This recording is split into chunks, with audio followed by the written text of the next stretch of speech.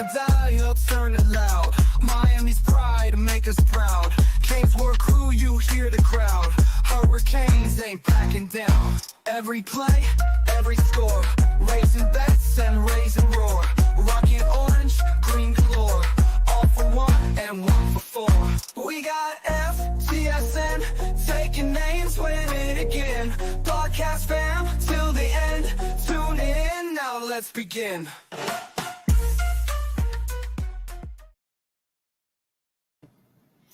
All right. Hello and welcome to the CanesWear podcast. Today is Thursday, October 2nd. We are just a couple of days away from the big game, the big show on Saturday night against the one-loss FSU Seminoles. And it's been an exciting week. I'm sure everyone saw that FSU Virginia game. We can talk about that a little bit. We can talk about what the Canes are going to be playing in, their uniforms. Talk about what Gio just told me, the first ever injury report for Mario. It seems like they had to go ahead and slap his hand and say, you got to turn it in. So we'll know a little bit more about what's going on. Mario won't be able to do the Bill Belichick sleight of hand, or maybe he will. Everybody's questionable. But they're all questionable, Gio. Everybody's questionable. But it's exciting times, 4-0. That break could not have come at a better time. We had 4 home games in a row. I'm sure if the ACC had their way, we would have had all our 8 home games right in a row, no breaks. But it turns out that we had 4. It's great. We took the break, and now we're going to play FSU. So it's exciting. Thank you for joining us. We're going to get to all your questions. And yes, Juan Manuel V, we are alive, thank God. We did miss Juan Manuel last week, I realized, Gio. And without that, let me talk to the ginormous, the spectacular, the fantastic, the one, the only, Gio Milian. Welcome to the show, Gio. Thank you, Brett. It's been a nice bye week. If you're a Miami fan, you saw Florida State fall to Virginia on the road Friday night. Spookiness enough right there. Double OT as well. They got ran all over too. Mm-hmm. But at the end of the day, Florida State does come into Saturday's matchup with Miami as one of the best offenses in the country, but with a caveat that they haven't played a lot of great teams yet. So we'll see how that all figures out. Florida State also leads the country in terms of rushing touchdowns as well. They already have 20 rushing touchdowns through their first 4 games. Miami is also one of the better teams defending the run in the entire country, only giving up 76 rushing yards per game. That's within the top 10 in the Power 4. So there are teams that give up less than 76 yards a game. Yeah, right? Their defensive average right now, at least for what they've given up in terms of rushing yards per game, it's sitting at 76 right now. That's not including that they played Notre Dame, mm-hmm. and they also played Florida and USF. Mm-hmm. So I think pretty impressive in itself. Just a 4-game quick stretch right there in terms of mm-hmm. what they were able to put up in that number. I think it's reasonable enough to say, too, that Miami has improved on defense with Corey Heatherman. I think the early returns are very evident. Even the pass rush overall, the defensive line is probably like the most star-studded group of everything that everyone has seen to this point early on in the season. They had Ruben Bain, Akeem Mesidor. Ruben Bain basically in Heisman discussion. And Akeem Mesidor, his performance, it's not too far off away from what Ruben Bain's doing either. They're both the best duo of pass rushers and edge setters in the entire country right now. So Florida State's going to have their hands full. And the other thing, too, is Florida State's offensive line didn't do so hot against Virginia. I know we also talk about how Florida State beat Alabama week 1. And that was quite a shocker for many college football fans. And I tend to think, at least these days, that college football is a week-to-week business. Anyone can take you out. It's all about preparation, game plan as well. And, well, also game time decisions, too, that happen during game day as well that you have to handle as a coach. But Florida State's quite the enigma because Alabama just took down a Georgia team, and yeah, Georgia doesn't have Carson Beck anymore, but they still have a ton of talent on that roster. So it brings up the question that we've said since Florida State beat Alabama: was Alabama sleepwalking going into that game? Were they expecting such a physical game from Florida State? I tend to think that they were not. I agree. It's easy to be taken surprised the first game when you're going against a 2-10 team. I don't think if you're going to take, if you're not going to take him serious, that was it. Nobody really remembered that FSU was, almost national champions with their undefeated record. Different team, different players, but it wasn't that. Everybody was different. And you just mentioned about coaching, Gio. I guess Mario, for a lot of people, myself included at times, I think that he's not the best, in the 60 minutes of football. And they used to say that about Jimmy Johnson way back when. They said it about Butch Davis, actually. But there's plenty of coaching mistakes throughout college football and the NFL. I mean, Kirby Smart this week, not taking the field goal to tie the game up and just start it over, except he's going for it now. And he ran a play with, what was that? The walk-on running back or something like that. It was not one of the main players, and just coaches make mistakes all the time. Deion early in the season. You're talking about that play call Alabama had on Georgia? No, the Georgia play when Georgia was down by 3. Oh, with Cash Jones. Yes, they went ahead and they didn't kick it. I mean, I understood they thought we can win this and everything like that. If we kick it, they're just going to come down and kick a field goal. But obviously, hindsight is 20/20. I spoke to a lot of Georgia fans, and they're like, why didn't we kick the field goal? I mean, Kirby Smart can make that decision because he has won a championship. I used to hear coaches can't make that decision unless they've won something, because then everybody, if you go against the grain, everybody's going to rip you. If Mario did that and it didn't work out, they'd be killing him. But Kirby has won a championship, so maybe he gets a little bit of latitude right there. So let's kind of discuss this injury report that was dropped tonight as well. So one of the interesting things on there is Tommy Castellanos being listed as probable for the game. I mean, it's obvious that they're going to play him going into a matchup like this regardless, even if something's a little tweaked for him or whatnot. But found that a little interesting. There was really no indication from Florida State's side leading up to that injury report that he was sort of dealing with something.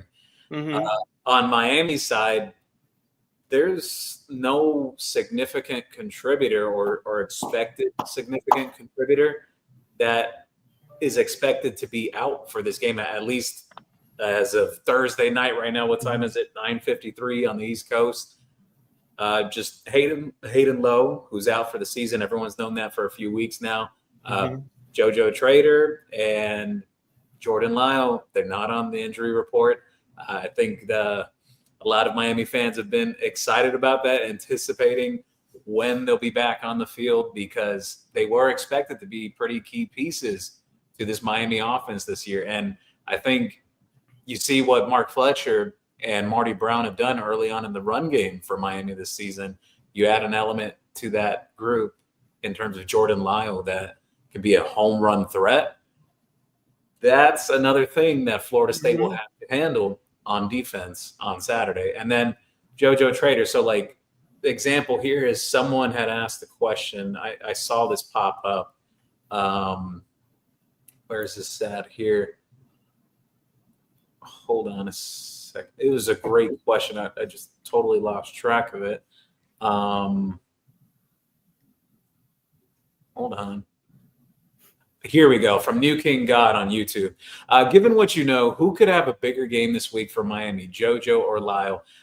I'm going to lean with Jordan Lyle here. And reason being so is he had a really good week of practice heading into the Notre Dame game. And then unfortunately gets his ankle rolled up on.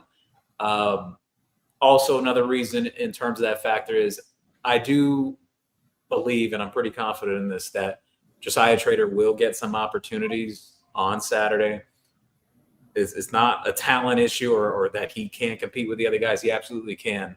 But it's also a lot of trust factor when it comes to your quarterback and how comfortable he is with the guys that he's throwing to as well. Especially at this point in the season, you're coming into Game 5 off a bye week. So I'm going to lean more towards Jordan Lyle potentially having the bigger impact of those two guys coming into this game.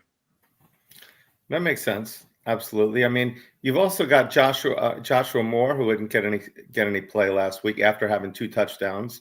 I wonder if they kept him out of the game because they just want to surprise. I had heard that he got a little bit banged up at the end of the USF game. Okay. So that was some of the reasoning behind why you didn't see him a lot against Florida, but nothing major or serious from what I was told. Do you think Jordan Lyle is going to take? It looks like Mark Fletcher is running as well as he ever has. I mean, he just hasn't broke any. I mean, so would you think he's going to take more carries from Shamar Brown, or do you think it's just going to be all 3 guys are going to be pretty much getting the same type of reps? I think all 3 guys will get involved. I think maybe more of the share to Mark Fletcher with just how well he's played. Top graded running back in the ACC this season, according to Pro Football Focus. Mentioned that a couple weeks back. That still holds true even coming out of the bye week. He's having his best season so far in his entire Miami career. He's on pace for a career year. He's also on pace for potentially a 1,000-yard season. And I think at a place like Miami, if you eclipse 1,000 yards, you had a really good season because Miami is very willing to throw the ball around the yard too. It's not like they're just a heavy running team. So Mark Fletcher is having a great year. And I think it's just a culmination of things that we've mentioned throughout the offseason that, number one, first full offseason healthy. Both of his 2 off seasons prior. The first one, he came in for fall camp. So it was short timing to get prepared for that season.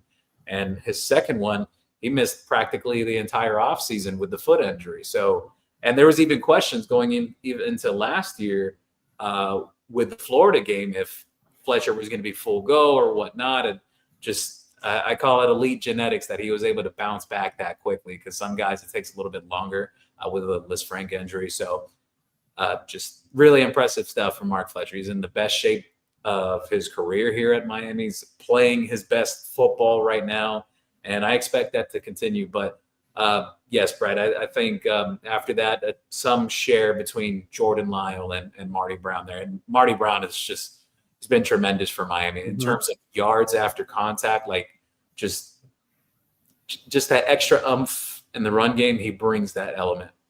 He does. He does not go down. His legs are always moving. I mean, if 10 guys could be on him and he's still moving. I mean, sadly, they tied him up 2 weeks ago or last week, the last time we played, by one guy just getting his arms around him for a split second. But normally 10 guys are having a difficult time bringing him down. Let's get to some comments here, Gio. We got Hassan. Hassan, thank you. Well, welcome. Hassan says by the time we get on the show, the game will be over. We'll be beating it. We've already beat FSU, but we're here before we beat FSU. So that's good news there. Let's see. We got B Rabbit in the house. Good to hear from you. He's giving the Geo shout. Juan Manuel, great to see you again. IMAX, man, you all and other Canes podcasts got to start putting your intros and outros on Spotify or Apple Music. Yes. So people really like the intro. All right. Well, that's good. We got to do that then. All right. That's compliments of Bobby, who runs the Finstock Network. Did an amazing job at that. Thank you for that. Thank you for that, IMAX. Jake, what's shaking, guys? Great to see you, Jake. Let's see. Who else we got a question? You guys deserve more likes and subs. Absolutely. All right. Appreciate that, Robert. Just go ahead, subscribe to the show. Also, go ahead, like the show. Also, of course, go ahead and share the show. Okay. Share the stream. We appreciate that. Raymond, welcome to the show. Rich, best podcast. Thank you very much. We'll send you that check later on. Brandon, appreciate it. What's up, Gio? We got Jake, Hassan. By the way, thank you again, Brett, for the card offer. That was cool. All right, Jake, absolutely appreciate that. Jake, just an outstanding comment on X, and I said, comment of the day, $20 or $25 gift card. Jake's obviously one of our great servicemen and wanted to give it to somebody else. I didn't have a chance to readdress that, Jake, but I will look at it again today and get back to you on that.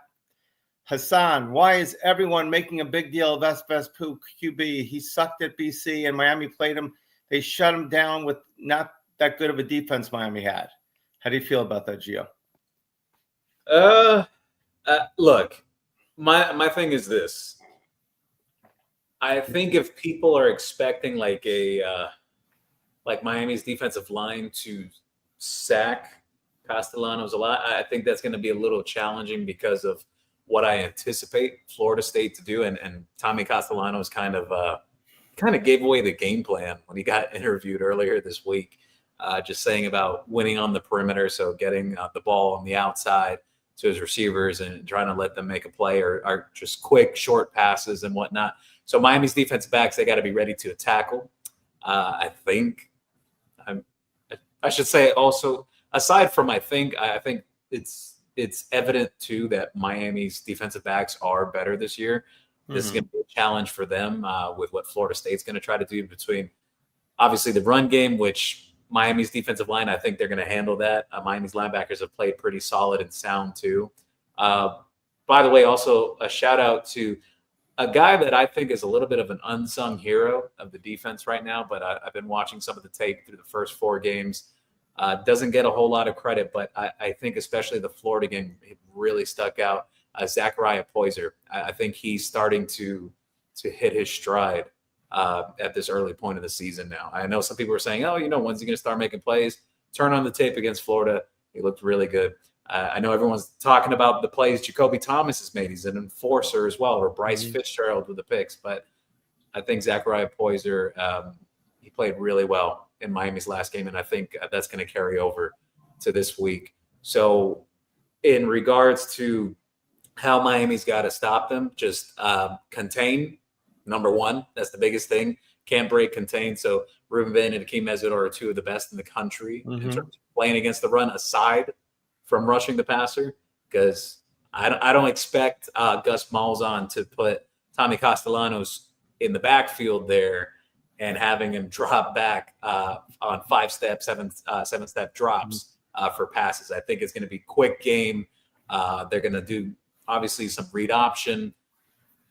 Miami's got to have someone ready to spy Tommy Castellanos as well. And I think it's going to be a good challenge for the Miami defense. I think it's going to say a lot more about who they are. And I think they've handled some similar situations pretty well when it comes to that. You look back to the USF game when they played against Byron Brown, dynamic athlete himself. Miami really kept that in check for the most part. And then the Florida game as well. DJ Lagway is known to be a great athlete, but he wasn't really able to use his legs against Miami. So far, I like what I've seen from Miami's defense, and I think they'll be up to the task. And I think Tommy Castellanos, yes, while he is a dynamic athlete, he has limitations as a passer. That's very obvious. And Miami absolutely has to be prepared for Deuce Robinson, their 6'6" wide receiver. I think he looks even better than he did last year at USC. He's a really good player. I'm gonna give that kid his credit. He's really good. No, yeah, he looks like he looks like an awesome force. They had a big guy who was the last year Coleman or the year before they had as well. Who was it was 2 years ago. They had Keon Coleman, and they also had one other kid that they had plugged them in the portal from Arizona State. I forget the kid's name now, but he was like a 6'6", 6'7" guy. But I think Deuce Robinson was better than that kid. I think Deuce Robinson's really good. Honestly, I know people will probably not like that I'm giving a Florida State player props, but he's been impressive. It's definitely going to be a challenge. I think, if you ask me, I think it may be Xavier Lucas drawing that matchup in this game. So we got to put pressure on Castellanos to go ahead and prevent that. Or if he's doing the quick passes, we won't have to worry about that as much. But we also the Notre Dame quarterback again. He ran the ball more than anybody in that game. So he was elusive, good runner as well. So we've really faced a few running quarterbacks that can run and throw. I think that caught Miami off guard a little with CJ Carr in the Notre Dame game, because that wasn't something that really showed up even on his tape from high school. He never really took off and ran and whatnot. I watched the kid play when he was in high school too a couple of times, so I was surprised myself. He's actually playing pretty good for Notre Dame. They're two quick losses, but that could be What's their record now? 1-2. Yeah, they're 1-2 right now, but I mean they had a full-on nail biter with Texas A&M. Exactly. There was a questionable call even at the end too, where they were kind of holding one of Notre Dame's pass rushers, and they just didn't call it. They're better than their record, obviously. And they gave, Robert, right here. Robert, welcome to the show. Has the game plan right here. Run the ball, quick short passes, defense stay in your lanes, and let FSU implode. They will. Well, I would say if we do all that stuff, we're going to be in good shape. We're going to run the ball for sure. We're going to go with some short passes. I hope we do go deep sometimes. It's a lot better when we're throwing the ball deep a little bit, opening up. And the defense, I think, is showing right now that they can stay in their lanes and take on all the other lanes too. You feel that's going to be the team's motto this week? What Robert's saying? Yeah, I think we could see some deep shots here and there as well. Mostly, though, I do expect Miami to lean on the run again, and doesn't have anything to do with Carson Beck in general. It just has to do with the matchup, and Florida State's linebackers. They got to figure it out quickly because they look like one of the worst units in the country. They look like our defense. I hate to say it, but like our defense in years past. There were so many mismatches, so many guys. And I didn't know if Virginia's offense was that good. Because the way they were spreading it around Virginia, they had so many cool plays. It seemed like that they had, that I liked the way they were moving the ball around. But Florida State, was it just because they were just coaching there? Is it playing? Is it their system? What is it? Yeah. Look, when it comes to their defense, I think I said this the last time we were on. Actually, I had my questions about their linebackers that showed up. I think they have some decent defensive backs. I think their corners are decent. I like Jabril Rawls and Jeremiah Wilson. They have Earl Little Jr., Earl Little Sr.'s son. Every time I hear his name, it cracks up. But he's had a decent season himself. I mean, he had a really rough go at it last year when fans were basically making memes about him getting trucked over by Damian Martinez in last year's game. That went viral for about 3 or 4 days on social media. That people were just, they were putting him as the logo on the Florida State helmet. They were throwing him off of a cliff, just a bunch of things. Poor guy. When Legacy King goes somewhere else, it's bad enough when they come here and don't produce, but if they go somewhere else, especially against us, their name will never be forgotten. That's for sure. By the way, I wanted to mention we got over 1,000 people watching. Everyone, you could be anywhere else in the world right now, but you are here with us as the late night crew at 10 o'clock Eastern time, talking Miami Hurricanes ahead of this matchup with Florida State, top 25 matchup. Florida State did drop the ball to have game day there in Tallahassee. They did. Even ESPN kind of hinted it that they kind of messed that one up. And the funniest thing about that, Brett, there was Florida State officials, like administration, sending out emails to students and people in the faculty as well about preparations for college game day and RSVPing to it and whatnot. There was an actual email that made the rounds. That was yikes. Really bad. Would it have been a crime if they would have had it there anyway? It's still Miami and Florida State. The biggest matchup we've had since we dominated college football together. But you got Alabama Vanderbilt though, and that game was great last year, and you get part 2 of that this year. Diego Pavia. You see Alabama all the time in these game days. Now I understand that Miami was just on there, but we're playing special. Jake, Gio's rolling the Pat Riley look tonight. I'd do that too if I still had hair. I agree with you, Jake. But that is Gio definitely can rock that. He looks awesome. I looked at him first, I took a double take. My hair has been thinning out the last couple of years, though. It's just not the same. Well, enjoy it while you can. It goes fast, and once the enemy gets past a certain line, it's over. Yeah, it's over. New King God, what good? We all know Miami's the favorite, but if Miami was to lose, what does a loss look like in your opinion? Like I said, I think Florida State is still an enigma as a team because it's like you watch that Alabama team play Georgia last weekend, And you begin to question yourself again, how did Florida State beat that Alabama team? So, was Alabama not prepared? Is Florida State just kind of up and down as a team?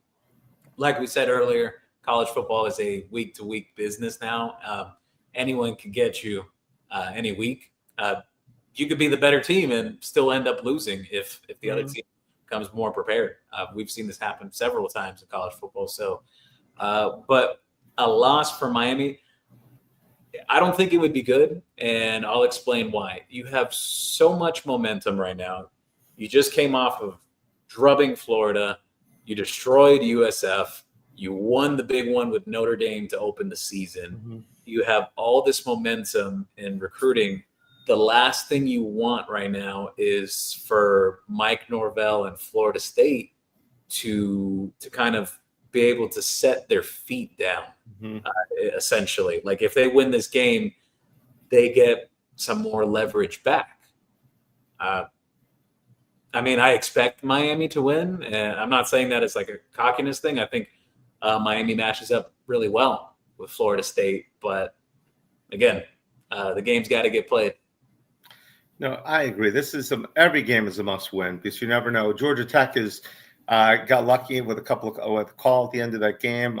They obviously they're undefeated. They may run the table. They don't have too difficult of a schedule. So they could be. So then there'll be only one slot open. And we've all seen how you can go from domination like we had last year. And then we played Pitt and lost. Georgia Tech, we lost. All right. So, and all of a sudden it falls apart. And then, okay, we're going to be back. And then we lose to Syracuse. It only takes one game to get out of the ACC championship. It takes possibly two games like last year to get out of the tournament. All right. And it just goes so fast. So Canes need to win. It seems like this team knows they have to win. It seems like on offense and defense. Now, granted, came to a tight place in Notre Dame. And you know what? We didn't blow them out, which would have been nice to blow them out. But when it got tight, we won. Against Florida, too, we could have blown them out. But you know what? We didn't. But when we had to hold them, the defense held them on that 4th and 1. So this team has learned how to play with some adversity. They're expecting probably to blow the team away the way the game is going, and they don't. And now they're in a dogfight, and they've come through. So this game, I think the Canes are going to they're just going to go all the way. I don't think they're going to go for the big victory. I don't see this game being a close game. If Florida State was to win, I do think it would be close.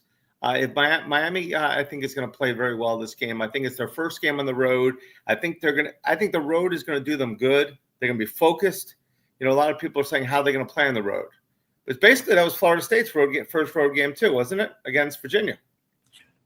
Pretty much. Yeah. So if you're playing the first game on the road, I just think that it's going to click. I'm very confident with Corey Heatherman there, Gio. I hope I'm right. So what's your score prediction? My score prediction on this one is 41-17.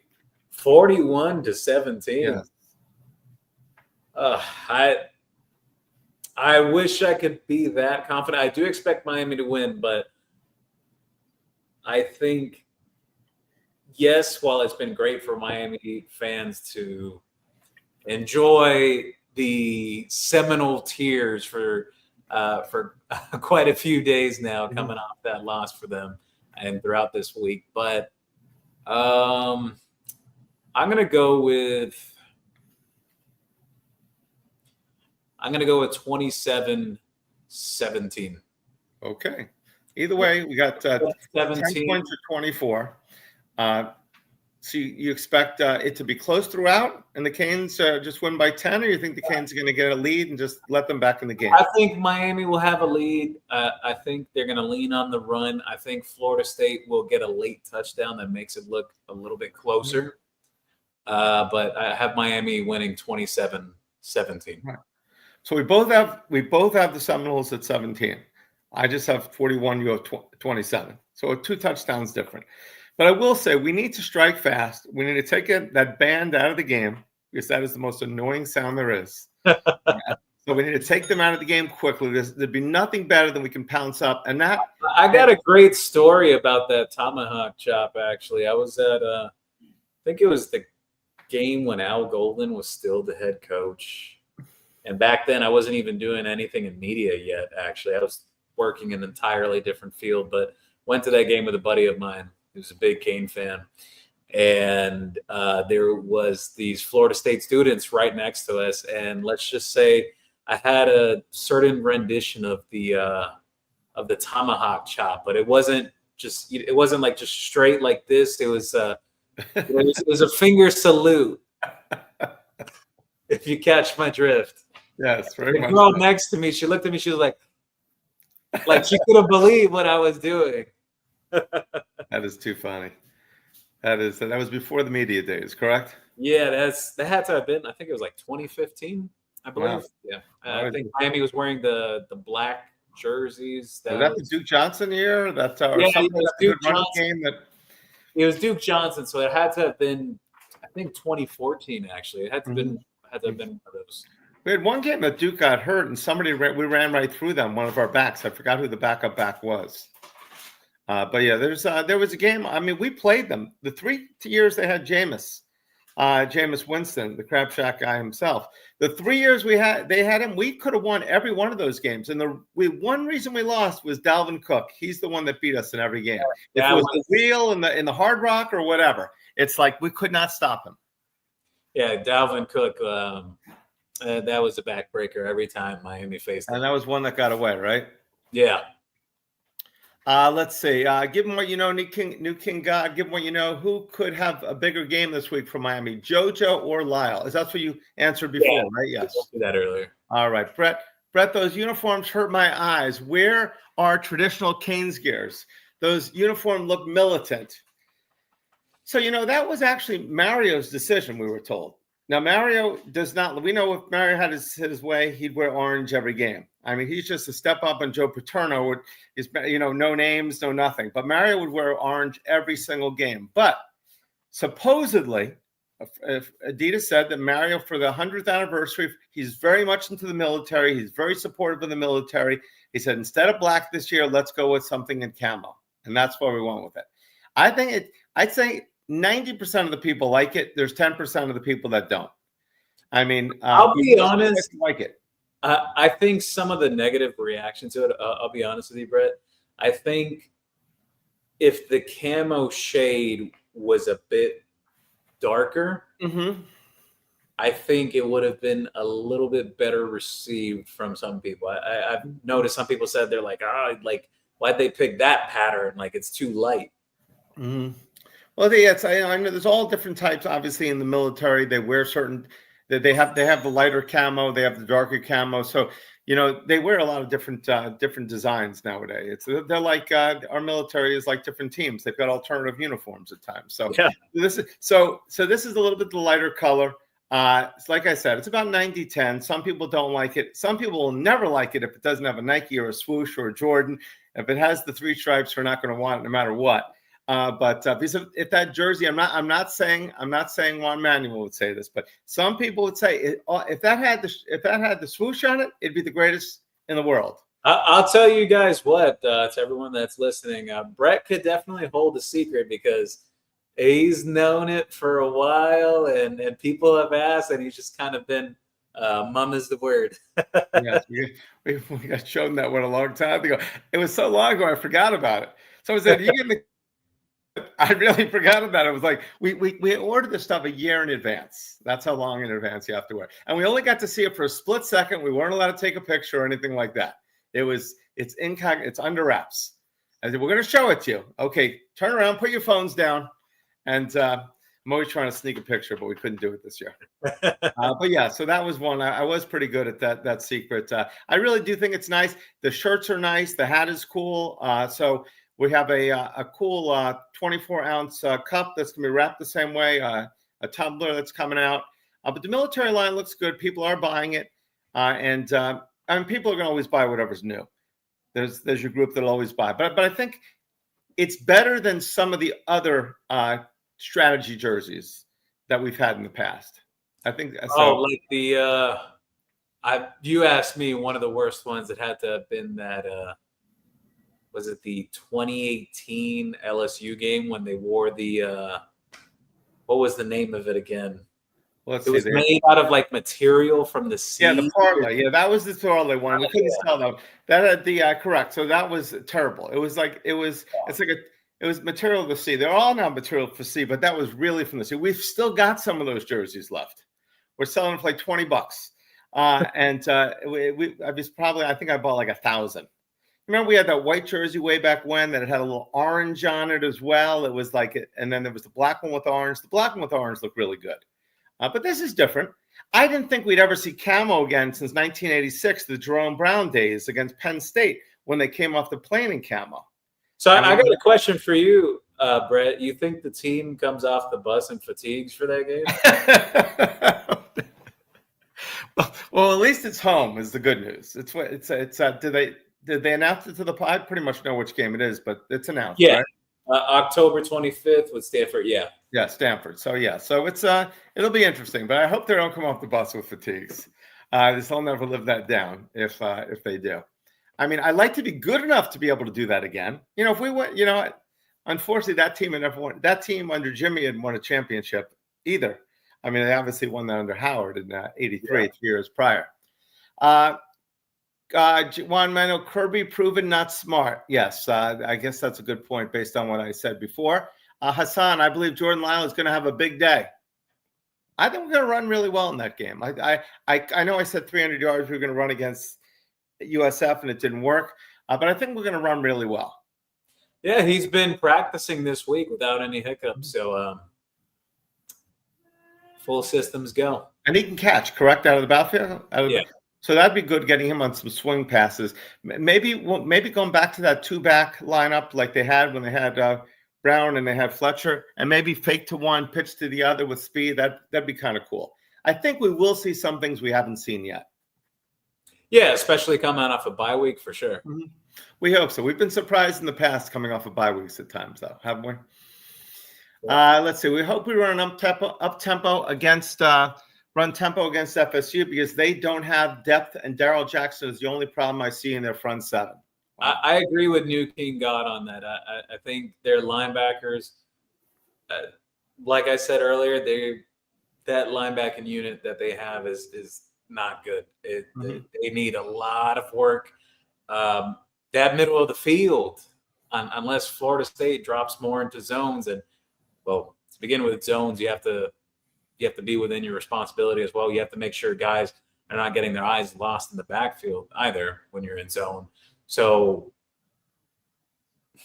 it could be a nice day for a guy like Elijah Lofton or a guy like Malachi Toney working the middle of the field.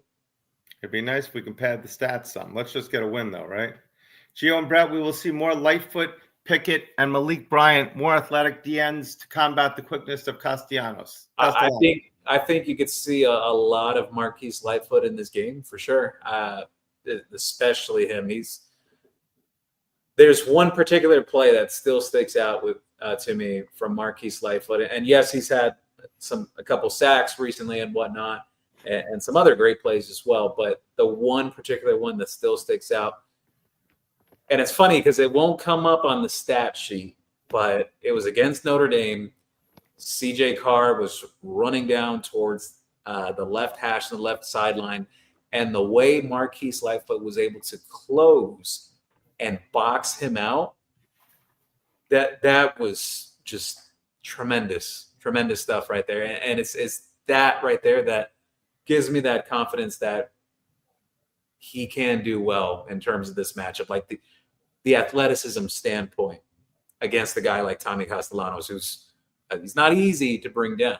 So no, that's what hopefully they've gnashed their teeth against these other running type quarterbacks, and I think they're going to do just fine. Great point, Jake. I still believe that we are the best SEC team in the ACC. Well, that would be very good at the end of the season if we could say we're not only the best SEC in the ACC, but the best SEC team in the SEC as well. Well, that was the model. That was the model with Clemson for many years. They were an SEC team inside the ACC, and they were. I mean, they could compete. Hurricane. Is that Hurricane Hicks? Welcome to the show. 01. All right, I didn't see that. JoJo seems to be in the doghouse and may transfer. From what I understand, he should get some opportunities this week, and even Shannon Dawson had shared that earlier in the week. So we shall see. I actually have a bet with someone on JoJo Trader and how his season ends. And I have the viewpoint of positive. This other person, he thinks he's not going to make it. We'll see. Is this part JoJo and the team meshing together? Is it part him being a little more injured? Or do you think is this? I can't go too deep into it. Just yes, he was banged up early on in camp. It kind of rolled into the beginning of the season, and then there's something else that happened and whatnot. Everything is good. Everything is good. He's cleared. He's cleared medically. Everything is good, and there are people in the building that absolutely believe that, at least talent-wise, that he can be a guy that can contribute and can make big plays. So this weekend is an opportunity. But like I said earlier, I think it may be in limited portions because he's been out for a little bit of time. So it's not like he's just going to come into this game and catch 8 passes or whatever. I'm not expecting that. We'll take one long touchdown pass. Okay, I'll be happy with that. Yep. Canes Jones, I'm thinking we really can open up more on the passing with the rain levels being at only 20%. We can stop that narrative of Beck is hurt or not. That would be or not that great. I agree that, some people will say, oh, that's an excuse for Carson Beck, whatever. Look, I'll be honest. Statistically, like from a completion percentage, Carson Beck did have his worst career game against Florida 2 weeks ago, like right before the bye. That is true. Great teams can lean on other parts of their roster to come out in games. Miami was able to lean on their run game, and they were able to lean on their defense. So I agree with Canes Jones on this, that, this narrative that, that Beck's not good or whatever that people come up with. I don't agree with that. People were talking about it even leading into the Florida game. They're like, Carson Beck leads the entire country in completion percentage. And, college football is a week-to-week business. Exactly. You can go out there Saturday and light it up. Do I think there's going to be more chances in terms of the passing game? Absolutely, especially with dry conditions. People forget that. Some people will say it's an excuse. Some people not.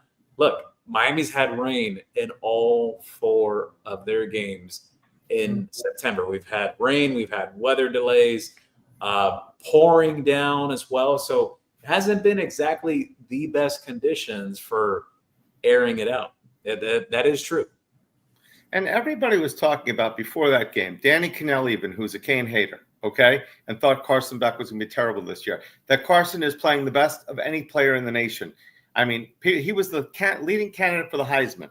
He was everything, and he had one bad game, and it wasn't even the worst game. It was just and which we won anyway, and people are like down on him again. I saw a mock draft which had Ruben Bain #1 pick, and then it has 4 quarterbacks, and Carson Beck isn't even in the first round. So it's like that'll change with time. Exactly. So I think people, once they get something in their head, they don't let go of it. By the way, I don't want to be called a Fernando Mendoza hater, but I've seen like the recent projections with Fernando Mendoza, former Columbus quarterback who was at Cal the last few years, transferred over to Indiana this year. There's a caveat to his numbers this year.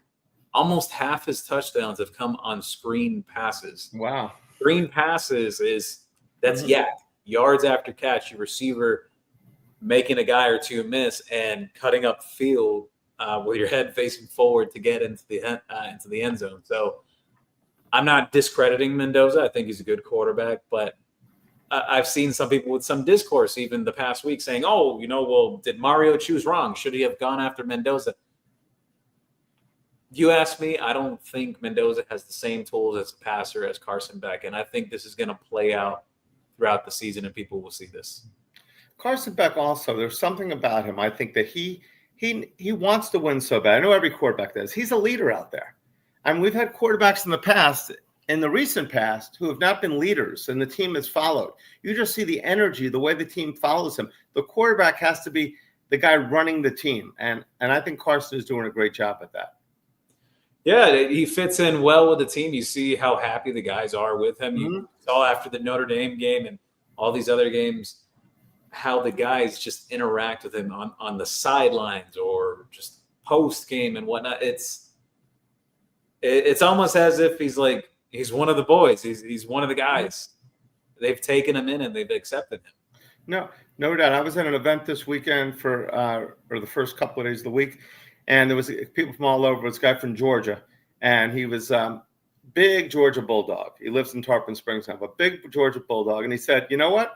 I'm rooting for Miami also. I like Carson Beck a lot. I think he got a really bad rap here. He was, he brought up the point. Nobody dropped more balls for more yards than Carson Beck. So the real fans in Georgia know that." He says he got a bum rap over here. I think Gunner, I've not seen, since he's been a kid, and I think he's excellent. But I think it was a toss-up of who is the better quarterback right now. But he said, I think the Hurricanes have a great quarterback, and I like the kid a lot. So a lot of Georgia fans, there's fans and there's fans that followed him, and they still root for the kid, and that shows me a lot. I mean, Unfortunately, there were a lot of fans not rooting for other quarterbacks that left here.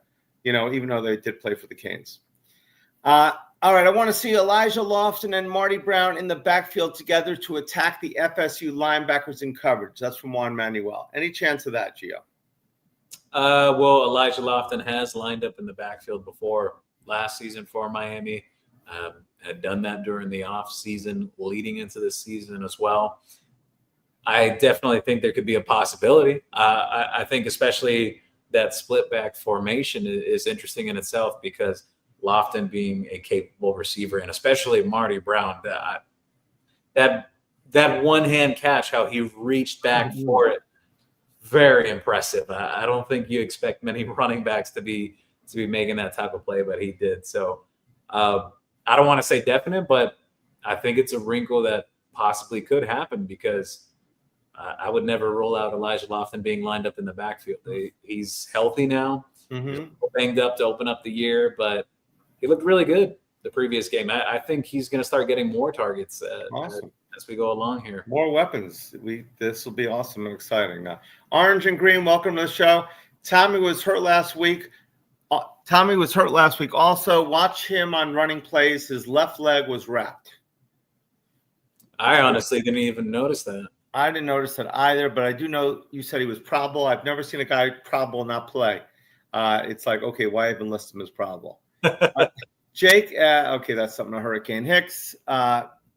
Jake, let's see. Cam Ward for Heisman. There's a new one. Welcome to the show. I think Beck will attack the middle of the field. FSU linebackers are atrocious. You see, I'm not the only one who thinks so. That's why I think we're going to dominate this game.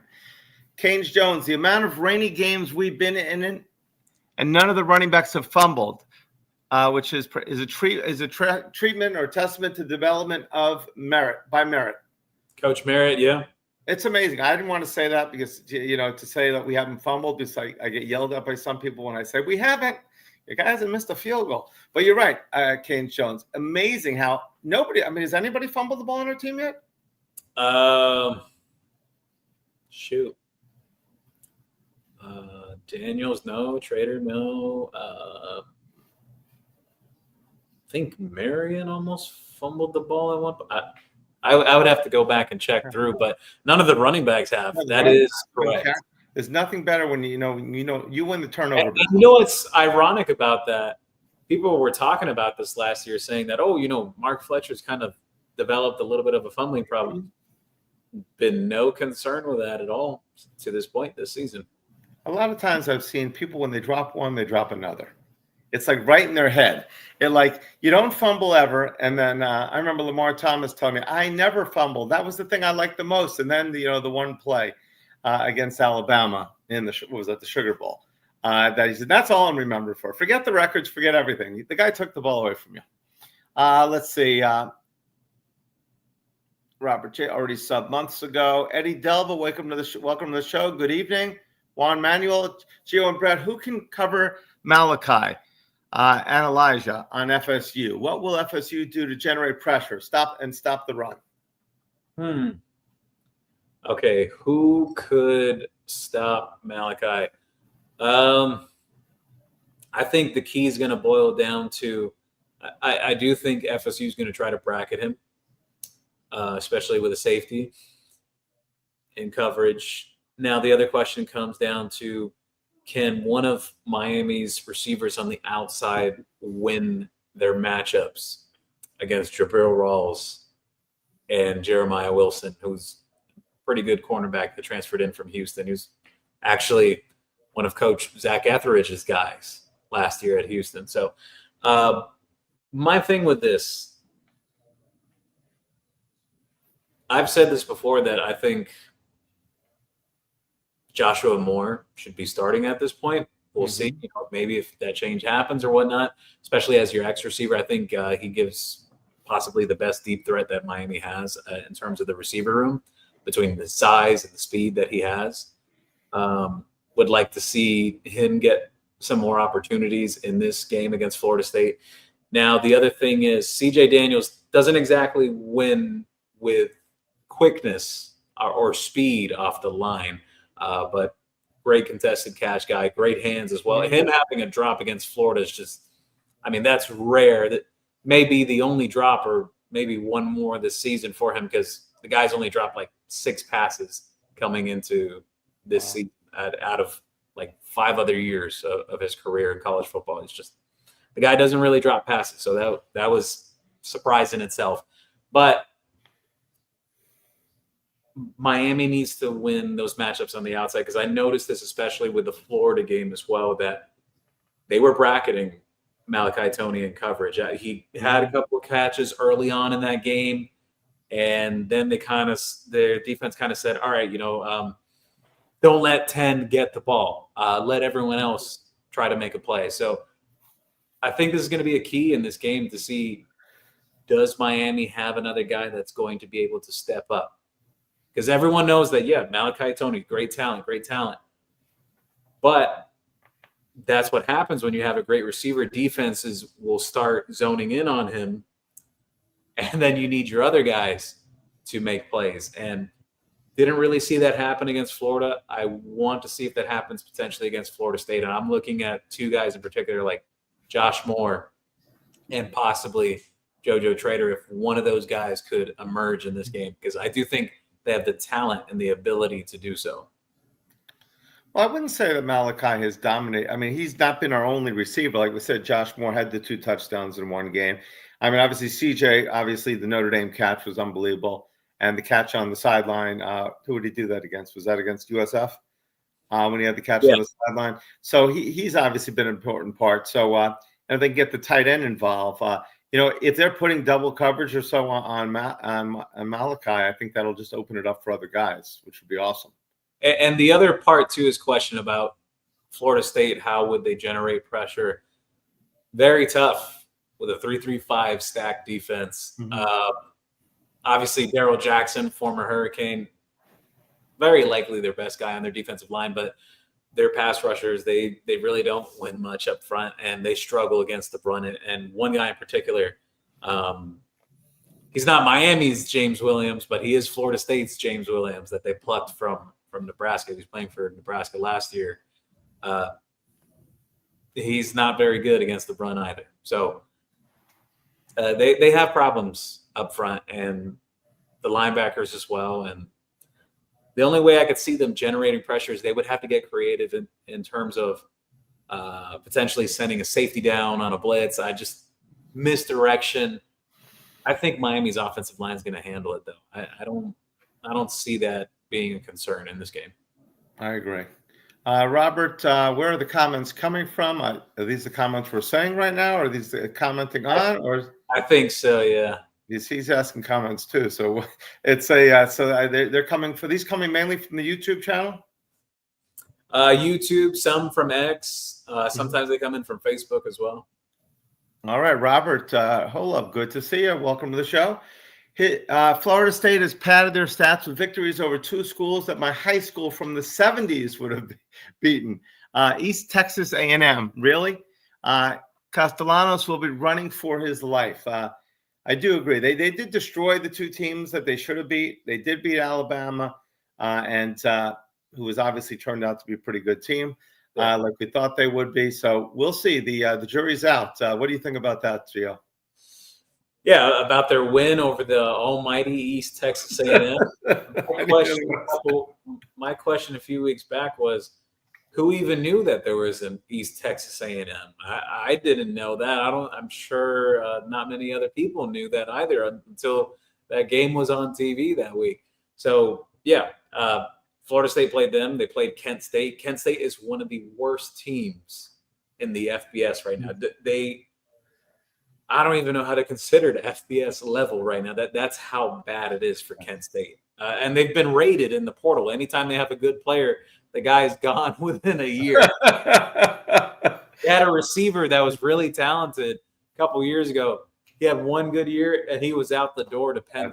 You got to feel for these teams. You have to feel for them. So, I hear that FSU is booking West Texas A&M State. They don't even have a team yet, and they're booking them next year, just so they can go ahead and keep. I like this question here from Slug Bruce. He asked, Gio, if you had to pick an MVP on offense and defense for the game, who do you got? Defense, like I said earlier, I don't think this is necessarily going to be like a game where the defensive line racks up a bunch of sacks, and I think that's just going to be by design from what Florida State's going to do on offense. They're going to try to quick dump offs, screen passes, and whatnot that Miami just has to be ready for. Just play recognition there from the defense, and I would go with. I'm just hoping you say Popo here, because just like the way it sounds. I'm going to go with Mohamed Touré. Okay. I think this is going to be a Mohamed Touré game. I think Florida State is going to try to run the ball.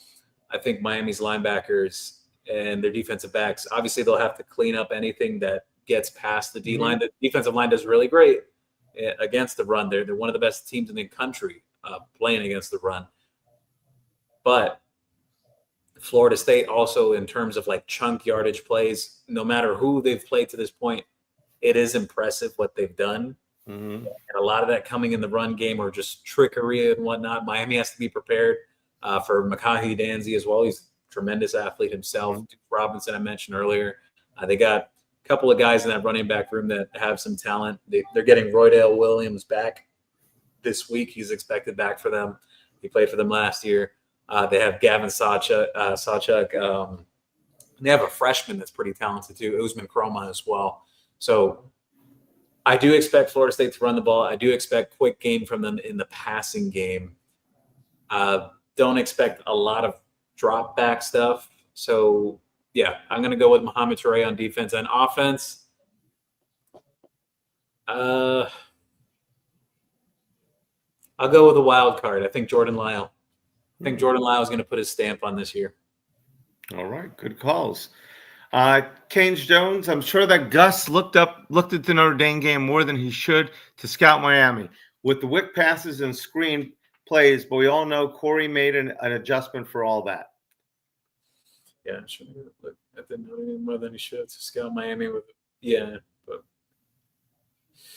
yeah, I'll be honest with you. I know everyone always talks about halftime adjustments with coaches and whatnot. I think that Corey Heatherman adjusts within the game from what I've noticed. I don't think it's one of those scenarios because people used to talk about this when Lance Guidry was the defensive coordinator at Miami. People would say, oh, just wait until the second half. He'll get it right or whatever. And that was true in essence early on when he first got here. And then just the defense was just basically broken. So, yeah. I think Miami will be fine. I do as well. I think so. I mean, but we shall see. Juan Manuel, was Johnny Wilson who you were thinking of before? Yes, that is correct. Actually, great answer, Juan Manuel. That was the other like 6'6", 6'7" receiver Florida State had a couple of years ago. But I think Deuce Robinson's much better than Johnny Wilson now. How's our Robinson playing? Chance Robinson, is he going to get any opportunities? Or he's been a little banged up. He's actually on the injury report. Is he? Okay. Yeah. And as Gio mentioned earlier, this is the first injury report, correct? Under Mario Cristobal, yeah. Mario, I'm sure everyone who's a Hurricane fan at this point, you already know that Mario does not really like announce injuries, or when he does, it would happen to be like a season-ending injury. He likes to keep things more in-house when it comes to that aspect. So, again, like you said, Brett, obviously it's probably not something he wants to do, putting out an injury report, but the ACC now mandates it for conference games. Well, that's fine with me. If it's fair to everybody, that's fine with me. Robert, would somebody please say how well Lucas has played so far this season? And he's saying that he hasn't given up much on his side of the field, actually. There's been a little stuff here and there for OJ Frederick. Damari Brown's gotten caught up a couple of times too, and even the other kid, Ethan O'Connor as well. They have that 4-man rotation at cornerback, but Xavier Lucas, teams haven't really challenged him. And to me, when it comes to a cornerback specifically, if your name is not getting called, I think that's a good thing. That means you're handling your business. And if your name is getting called, you hope it's not for getting burned. You hope it's for catching an interception. He almost had one. He almost had his first one for Miami against Florida the other week. I think this week presents a great opportunity. Again, like I said, I do expect Florida State to do some quick game and dump off passes and whatnot, but there will be times where Miami's going to force 3rd and long. That's naturally going to happen in the game, and where the defenses will pin their ears back and could force Castellanos into some mistakes. How tall is Castellanos? They say about 5'10", 5'11", but some people believe possibly even shorter than that. So he's going to have a tough time seeing over our guys. But I know he's got movement, but our guys are, quite fast, which he hasn't faced, obviously, in Kent State, Eastern Texas A&M. So it'll be interesting. Jerry Skinner, welcome to the show. FSU defense ends are not quick. Jordan Lyle could be the hero with his speed if he plays. Tight ends will be open. Controlling Castellanos will be the key on D. I agree with everything he said. Good guy. That's a good point, Jerry. Juan Manuel, Lucas has been excellent, I think is what he's saying there. This is great for Xavier Lucas, yeah. Yeah, so Mudbone, welcome to the show. Juan Manuel, Virginia made Earl Little Jr. get truck viral again in 25. Yeah, he didn't have his greatest game against Virginia. I actually had a couple people tell me before Florida State played Virginia. Some people, because everyone always talks about this during the season. You see players playing in other schools and whatnot, and you start to think, would be nice if Miami could get that guy in the portal. I had a couple people tell me recently, they're saying, Miami should spin the block on Earl Little Jr. And I told them, I'm like, yeah, I know he's had a couple nice games, but we'll see. It's about the entire body of work, not just a couple games. He did not have a good game against Virginia. But they kept calling his name. Because even if you weren't paying attention, you heard his name all the time. Oh, yeah.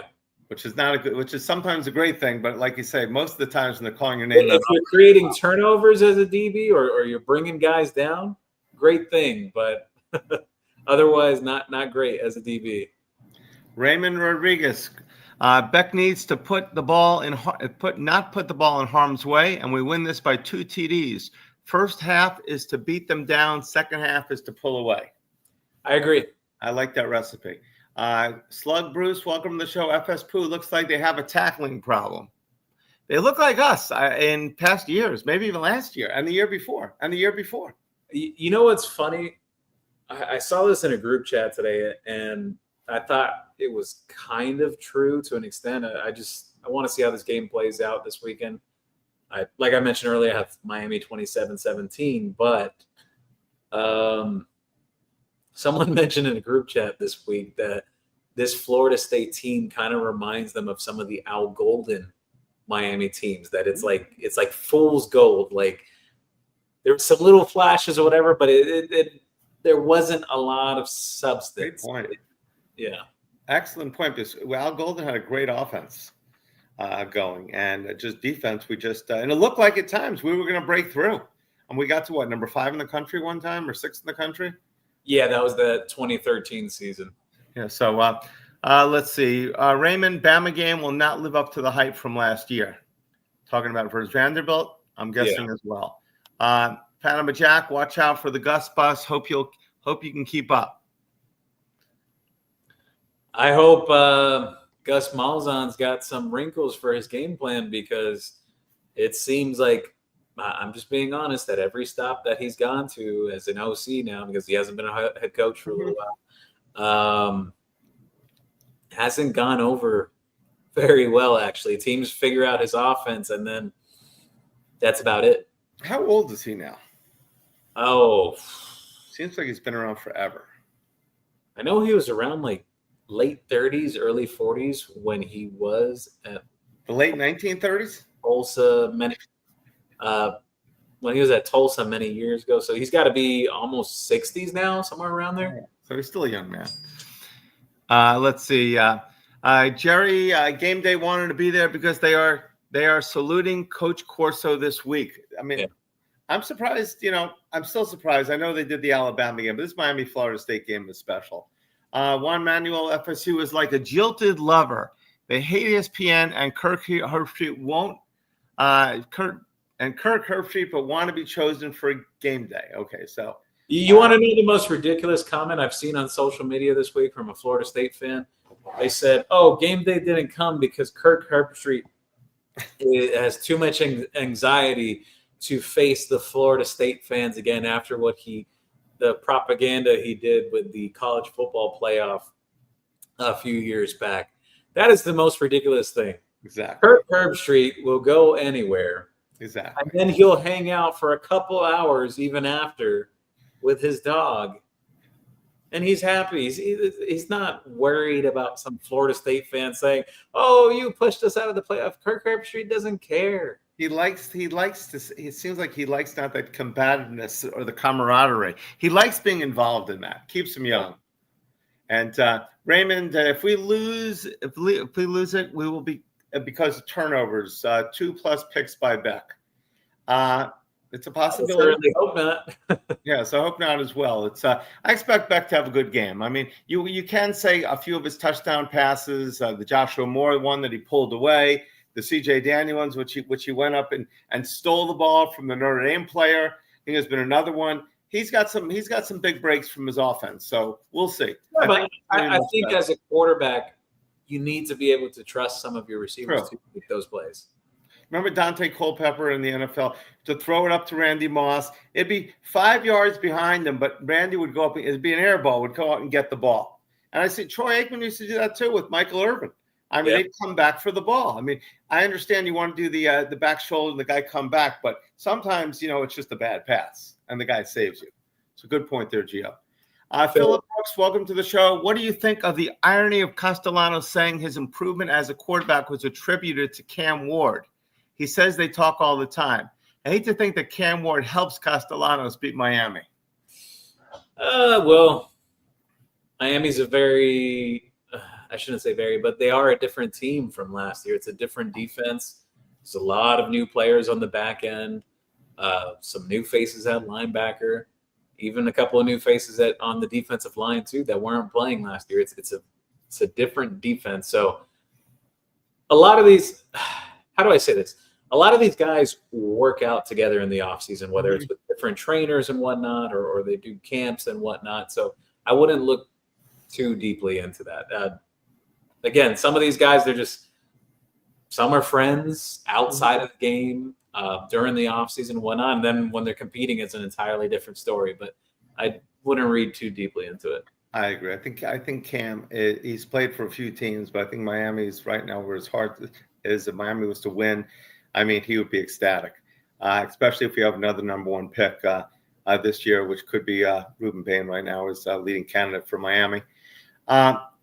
Hassan, Ty Simpson just looks different when he played against FSU versus when he played against Georgia. He absolutely did. He played Georgia, yeah. Yeah. All right, Robert Holub, he may have hair, but you have the guns, Brett. Mando didn't feel too well. Mando wanted to be on the show. He looks forward to it, but he didn't feel too well. All right, so he said, I'll let you know, but I think he passed out. Gio, the duck is in the house. Mullet run. Better Duck is in the house. I'm sure he is going to ask if Miami could run the ball on early downs, early in this game. And Duck, for a 5th straight game, I can confirm, yes, Miami will be able to run the ball. Maybe potentially the most effectively of the season, because Florida State, they have a problem stopping the run right now. They definitely do have a problem stopping the run. It's nice to see a team that we're playing has a problem stopping the run and tackling, and not the team that we have. It's hopefully it goes according to plan this game. Juan Manuel, FSU beat Alabama because there was no tape of Castellano and Gus together. Good point. First quarterback on the road who made a lot of mistakes that prevented Alabama from scoring. Alabama DT Keenan, running back Jelly didn't play. Yeah, Jam Miller didn't play, and I think his name is Tim Keenan, the defensive tackle. I know he's a big-time NFL prospect for this year, so yeah, that makes a difference. Hassan, Brett, I agree with you. It won't be close. All right, Hassan, I appreciate the confidence there. Raja from Miami, Raja MIA. Why does everyone discount the fact that Miami has played in terrible weather all month? Yeah, it's true. Some people will say, oh, well, that's an excuse. Miami should still air the ball out. I don't think Miami's necessarily had the need to They don't. air it out. They can run through anybody if they really devote it to the running game. No doubt about it. Good point, Raja. Let's see. Panama Jack, FSU is going to run up tempo about 80 plays and wear down Miami's defense 38-31 FSU. We know. Well, what about if Miami produces what they've done this year, 7 to 8 minute drives? Yeah, I don't see FSU getting 80 plays. There's no way they're going to. And unless Miami, the only way that'll happen is if every time Miami running backs touch the ball, we go for like 70 yards, which is a possibility. That we may finally see some long breakaway runs, not just from Lyle, but also from Fletcher, and even we saw Brown. I mean, Brown can take it to the house also. Yeah, they robbed them of that touchdown against Florida. That was egregious. Totally robbed. You hate to see when a kid does that. The team does the perfect play, and the refs step in. There's nothing worse than when the refs screw it up. Canes Jones, I like that score prediction, Brett. I also have us winning by more than 3 TDs. The road game will have them even more focused because of the D. I agree on that. I think they're going to come very focused. I think they're excited to play on the road for the first time. Hassan, the only time it would be close is if the refs affect the game. Well, we hope that isn't the case. It's going to be ACC refs, correct? We know how much they love us. Yeah. I'll tell you this, Panama Jack is a troll. He's go up tempo with Mario Cristobal as your head coach. 2 clouds and dust is his game. So here we're back to this narrative again. Last year was not that. I think they just lean on the strength of their team. Mm-hmm. If you have a great run game and you have a good defense, why would you not lean on that? Great teams lean on that to close out games. Lean on me. Lean on your strengths. Football, even in postseason football, you look at NFL, college football, you need to have a run game late in the season, and you need to have some semblance of a defense. Miami didn't have last season. If you have the best passing game, but you don't have anybody to run the ball in tight, and like he said, the clouds of dust, you're not going to win. But he just said, didn't he just say a second ago they're going to have 80 plays, but now he's saying Miami's going to be running the ball all the time. It's very difficult to have 80 plays when you have a defense that can't tackle well, and you're going ahead and the other team's running on you. Ham 850, Greg Cooper versus Duke. It was Duke Johnson's backup. All right, Coop. Thank you very much for that. Cooper was before that. Cooper before that? It was someone. It was a big guy too. It was a fullback that did Gus Edwards. It was a Gus Edwards. It may have been Gus. It was Gus Edwards back then. They had Eduardo Clements, Trayon Gray. There were a couple of those guys that played on those teams at Duke Johnson. Juan Manuel, Gio, you don't think Miami came to score in the 30s? You don't think Miami can score in the 30s against FSU? Virginia scored 46 with the QB throwing 3 picks with better running backs. Here's my thing. Florida State will be at home. I think that's going to factor in for them. They're going to be hyped and amped for this game. Like I said earlier, I have 27-17, but I have Florida State scoring a touchdown late. So like a 27-10, and then Florida State gets in a late touchdown, and Miami just ends up running out the clock from there. That was also a bit of a trap game. What, the Virginia game for Florida Yeah. State? Yeah, of course. A Friday night game on the road, yeah. And first time being on the road for them this season. So, yeah. And, again, that's a question for Miami going into this weekend. First road game of the season. Have played very well at home, but now you got to go on the road and do it. But the good thing is defense travels. It absolutely does. Mm-hmm. Good point. Good point. Canes Jones makes a good point here. Distractions of your family and friends. You have bed check and film work on. The only things players communicating together is he's saying the advantages to the road game. Ralph said, Brett, are we going to war? The military thing. What is the new Department of War? Yes, as long as we don't paint our faces and get off the bus with a with our fatigues on, we'll be okay. So Raymond Rodriguez said here, any news on new fitted hats of New Era or others? So yeah, the fitted hats. Thank you, Raymond, for bringing that up. Yes, we do have actually an order coming in from New Era. A little slow on them, but hopefully by the Louisville game, we will have things. They have a few different hats. Actually, they have a nice camo hat, so maybe we'll have that hat, that New Era hat, to match the jersey. So Philip Brooks shared here, worst camo colors ever. If they did a darker green with orange, basically with Miami colors and a camo design, whoever designed that jersey should be fired. All right. Well, that's interesting, because we do have a great digicamo lanyard in the orange and the green, which is really cool. So you can wear that over white and you'll look just as good. So Cell TV, I believe Miami needs to go away from 2 tight end sets, because 87 runs like you got a piano on his back. Extra wide receiver would make Miami more dynamic. I could agree with that to an extent. Alex Bowman has had a pretty rough go at it early on in this season. At some point, you'd hope that you kind of get the guy that you were anticipating him being coming from Tulane. We'll see. There's always this week. But again, you get to the midway point of the season. You're a quarter of the way through your regular season, but man, piano on his back is – I've never heard that. That was hysterical. That was hysterical. I've heard looks like he's running in Timberlands or just running in quicksand, but never have I ever heard he runs like he has a piano on his back. But is he the better blocker? He hasn't blocked well. Oh, wow. He's supposed to be a red zone threat too. It just it hasn't really come together. And I think at some point, Miami obviously has to raise the question. You have some other young, talented tight ends. Mm-hmm. If it doesn't get rolling for Bauman in the near future, you may have to turn to another guy because as your season progresses along. Mm-hmm. You need to have about 2 tight ends, and definitely they're big weapons.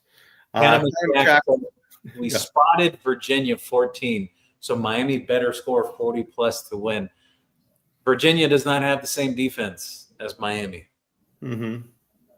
And no 2 games are ever the same. Like I said earlier, college football is a week-to-week business. The fact is they spotted them 14, but then they took the lead, and they couldn't hold it. Yeah. Cell TV said, if you have a great O-line, there's no reason to play 2 tight end sets. So basically 12 set.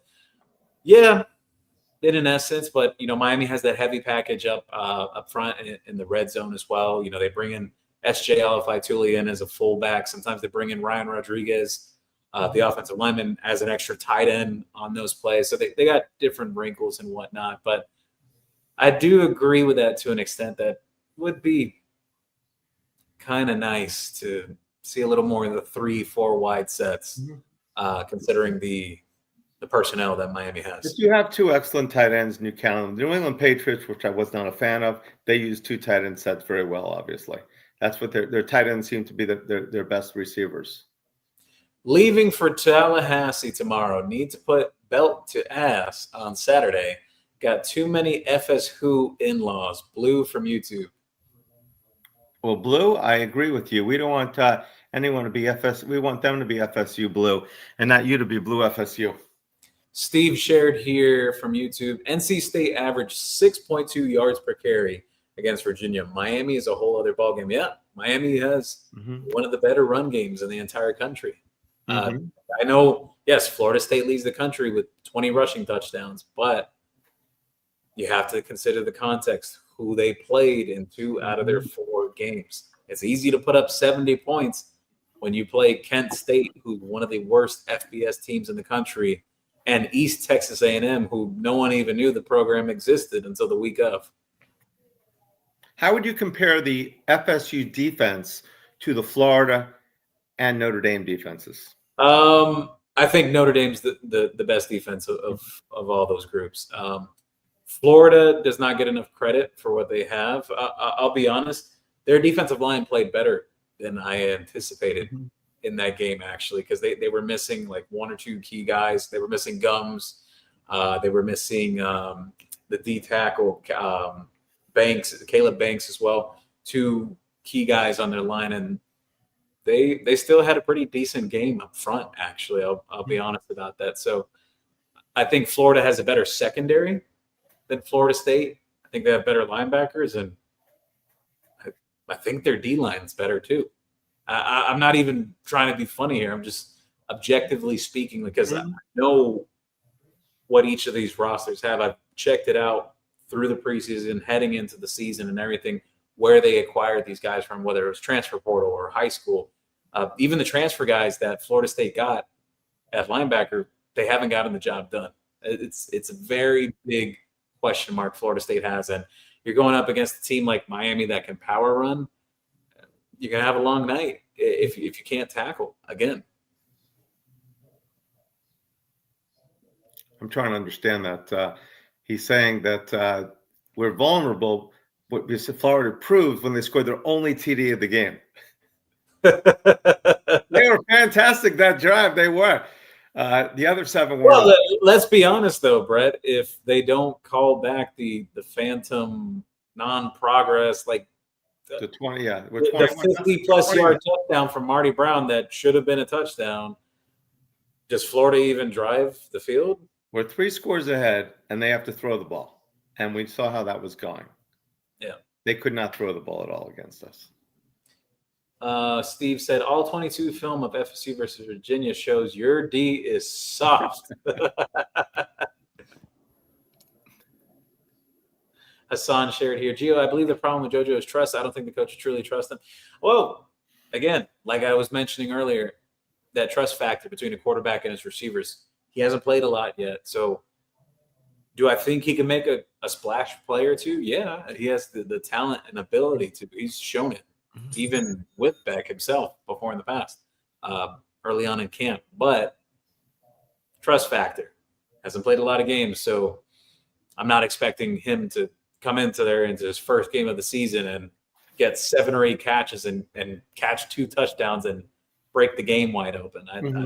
I'd be shocked if he did. I mean, considering the circumstance. But Panama Jack said, I have a question. Who do you think got the better wide receivers, Alabama or Miami? Be honest. Miami has the better slot receiver. Ryan Williams, however, is still a tremendous talent. Even though he did drop an easy gimme touchdown in that game, he's still a big-time playmaker. Isaiah Horton, I think it's very comparable between him and a guy like C.J. Daniels. Not saying that it's 1 for 1. Horton's a little bit bigger. I think Daniels plays the contested catch actually a little better than Horton does. But I think it's kind of like splitting hairs there, basically. They're both pretty much identical in terms of like the caliber of player. If I did have to give Alabama an edge in something, I would say Jeremy Bernard, the kid that they got to transfer from Washington over to Alabama last year when Kalen DeBoer arrived there. I don't think that kid gets enough credit. I think he's having a really, really good season. He's Alabama's best receiver right now, actually. So who I think is better, I'll give Alabama the slight edge because of how Bernard is playing, but I think Malachi Toney, by the end of this season, he could prove that He's one of the top 5 slots in the entire country. He's played as so. Like, it's like 95% of his catches have gone for a first down or a touchdown. He's basically money in that aspect. Mm-hmm. Ralph asked, Gio, what happened to Josh Moore? We haven't had mentioned that earlier, that got a little banged up late in the USF game. Juan Manuel said, it's strange on JoJo because he blocks his tail off. Yes, he does. Usually selfish receivers don't block. Colby Young. Ken Dorsey had off games with Boston College 0-1, FSU 0-2, and 0-1 against Washington. It's very true. And that's what we were saying earlier, that it's a nice thing that when you're able to lean on another part of your roster to win games. Miami wasn't able to do that last year in terms of when they needed their defense to answer the call. They basically had to continue putting up points until basically all came apart. Or, I mean, Syracuse game, you could have made the argument that it should have leaned on the run more. And even Georgia Tech, they probably should have kicked the 2 field goals they gave up. That was the difference between winning and losing. But it is what it is. I mean, there are 3 units. You have the offensive side of the ball, the defensive side of the ball, and the special teams. I mean, it's sometimes one of them wins the game for you. Sometimes 2 of them win the game. Now, it's rare that all 3 units are going to play perfect. If they play perfect every single game, you're going undefeated. So there's always going to be – quarterbacks are not going to be great every single game. I don't care who the quarterback is. So running backs, everybody. Sometimes running backs are going to put the ball on the ground. Sometimes receivers are going to drop the ball. Like you said, Daniels has dropped a handful of balls his whole career, but he dropped one in this game. So it's hard to say. As fans, I believe, it's hard to give up on a guy that has a bad game. And I don't think the team has given up on JoJo. I just think there's something else there, in my opinion. Something else there, and hopefully he can work himself out of it. Panama Jack said, Carson Beck is a good short 10-yard passer, but deep threat, he hasn't showed me anything. That was actually his bread and butter at Georgia, the deep ball. But I want to remind people again, it's been a slick ball, wet weather conditions, lightning delays as well. It hasn't been exactly dry conditions for any of Miami's 4 games. So if it is a dry field against Florida State, we shall see. I do think Miami has some guys on their roster, Josh Moore and JoJo Trader, that can stretch the field as vertical threats. So we'll see if that can come into play. Bangkok Vice. We want to be old school Canes. If you don't practice, someone will and can take your spot. Hope JoJo stays, but if not, we'll be okay. Go Canes. Yeah. Look, for example, Jordan Lyle won the starting nod going into the Notre Dame game, got hurt, and Mark Fletcher has had a really nice start to the season. So it's saying that you're one play away from getting on the field at times. You got to be ready. You're absolutely right. Everybody needs a break. Just on the NFL game, kind of interesting. The Rams and the Niners. The Rams are going to win the game basically, and Williams basically has a clear path to the end zone. And the San Francisco guy, it's like a 5-yard run, just knocks it out with his hand, punches the ball, and San Francisco recovers. But you just can't. You can't count. You don't count your chickens till they hatch because they had the game right there. They may. So I think we had a play in our game against Florida where the guy was running, and I think and everyone in my group was screaming, "Why didn't we try to punch the ball out?" I don't know which play it was. I think it was against Florida. I'd have to watch it again. Yeah. So it was late in the game. Had a chance. The Gators were, I think, on the move, and so it was kind of interesting. But that punch, when it works, looks so good when you knock that ball out. Steve said here, Miami has a better offensive line, quarterback, and running game that I believe he's mentioning about against FSU. Alabama was looking at the 2-2 record and took FSU lightly. Miami will not. Yeah, I'll be honest. Brett, what have I said on here multiple times before that Florida State played Virginia last week? I said I want to see Florida State play Virginia first to give me an idea of what team they are. It's funny because everybody, after one game, is counting Alabama out. Alabama isn't what they were. Everybody overreacts in any sport. I mean, all fans do. It's like they played one game, they lost, they're done. FSU is a new power, top 10 team. I mean, and we have a whole season to go.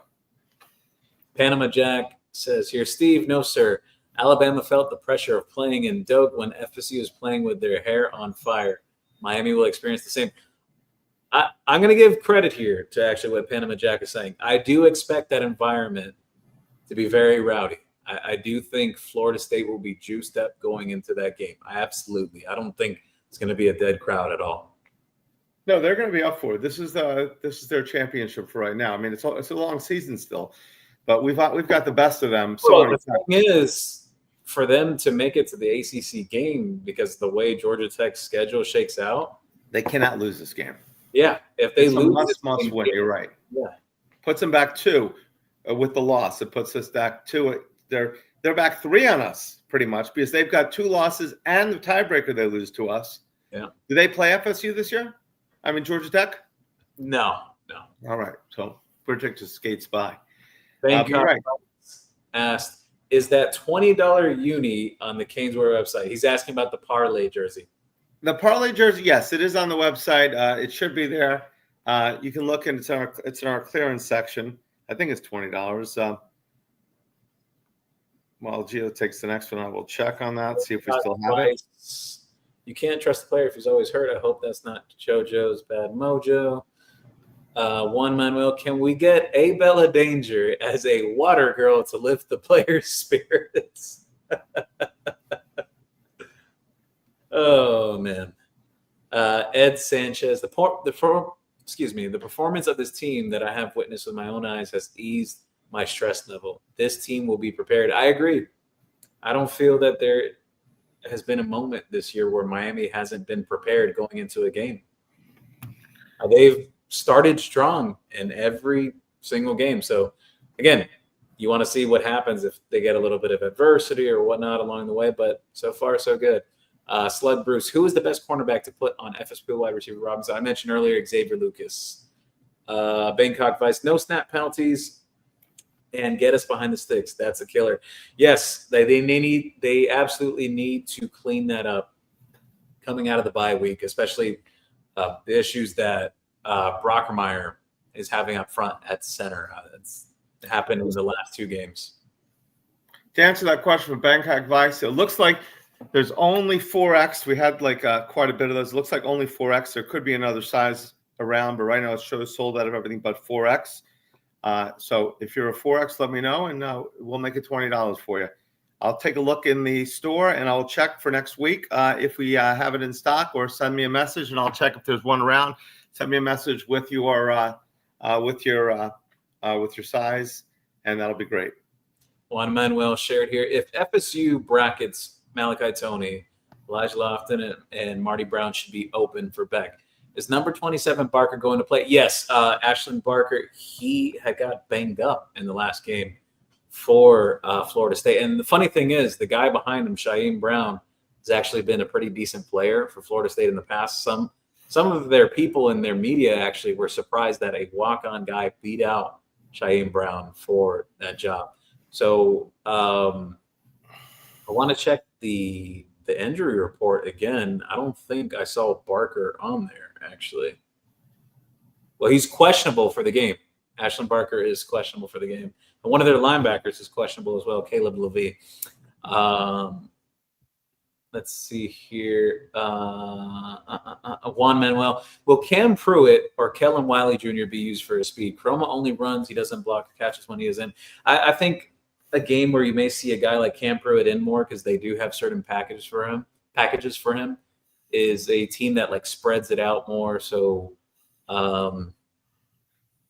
maybe a team like Louisville that they kind of try to throw it around the yard. I think something like that. Louisville or Syracuse, like in nickel and dime packages. I know he's in that.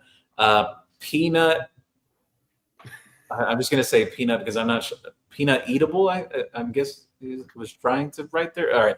Got the Florida beatdown in the background, playing for extra motivation. Yeah, it was a nice win for Miami. Mm-hmm. Some people say it wasn't pretty, but I think Miami handled it pretty easily. David Portnoy from YouTube. Who's making sure Cristobal doesn't do anything stupid this year? Gio's on the case this game. He drew the small store. Small straw. He's got the job this week. Gio, you're on Mario, okay? Juan Manuel said, Gio and Brett, FSU comes in with a length and size advantage.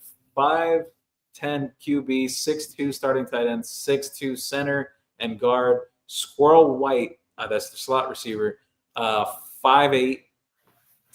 Rudolph, 5'7. Length gives FSU problems for Castellanos. Yes, there's a very big size disparity as well between Miami's defensive line and Florida State's offensive line. And again, even Florida State's defensive line, like they have big guys, but they don't have speed rushers either. So this could be a game where Jordan Lyle it could put a stamp for this. We're gonna have two 100-yard rushers in this game. So 2 100-yard rushers.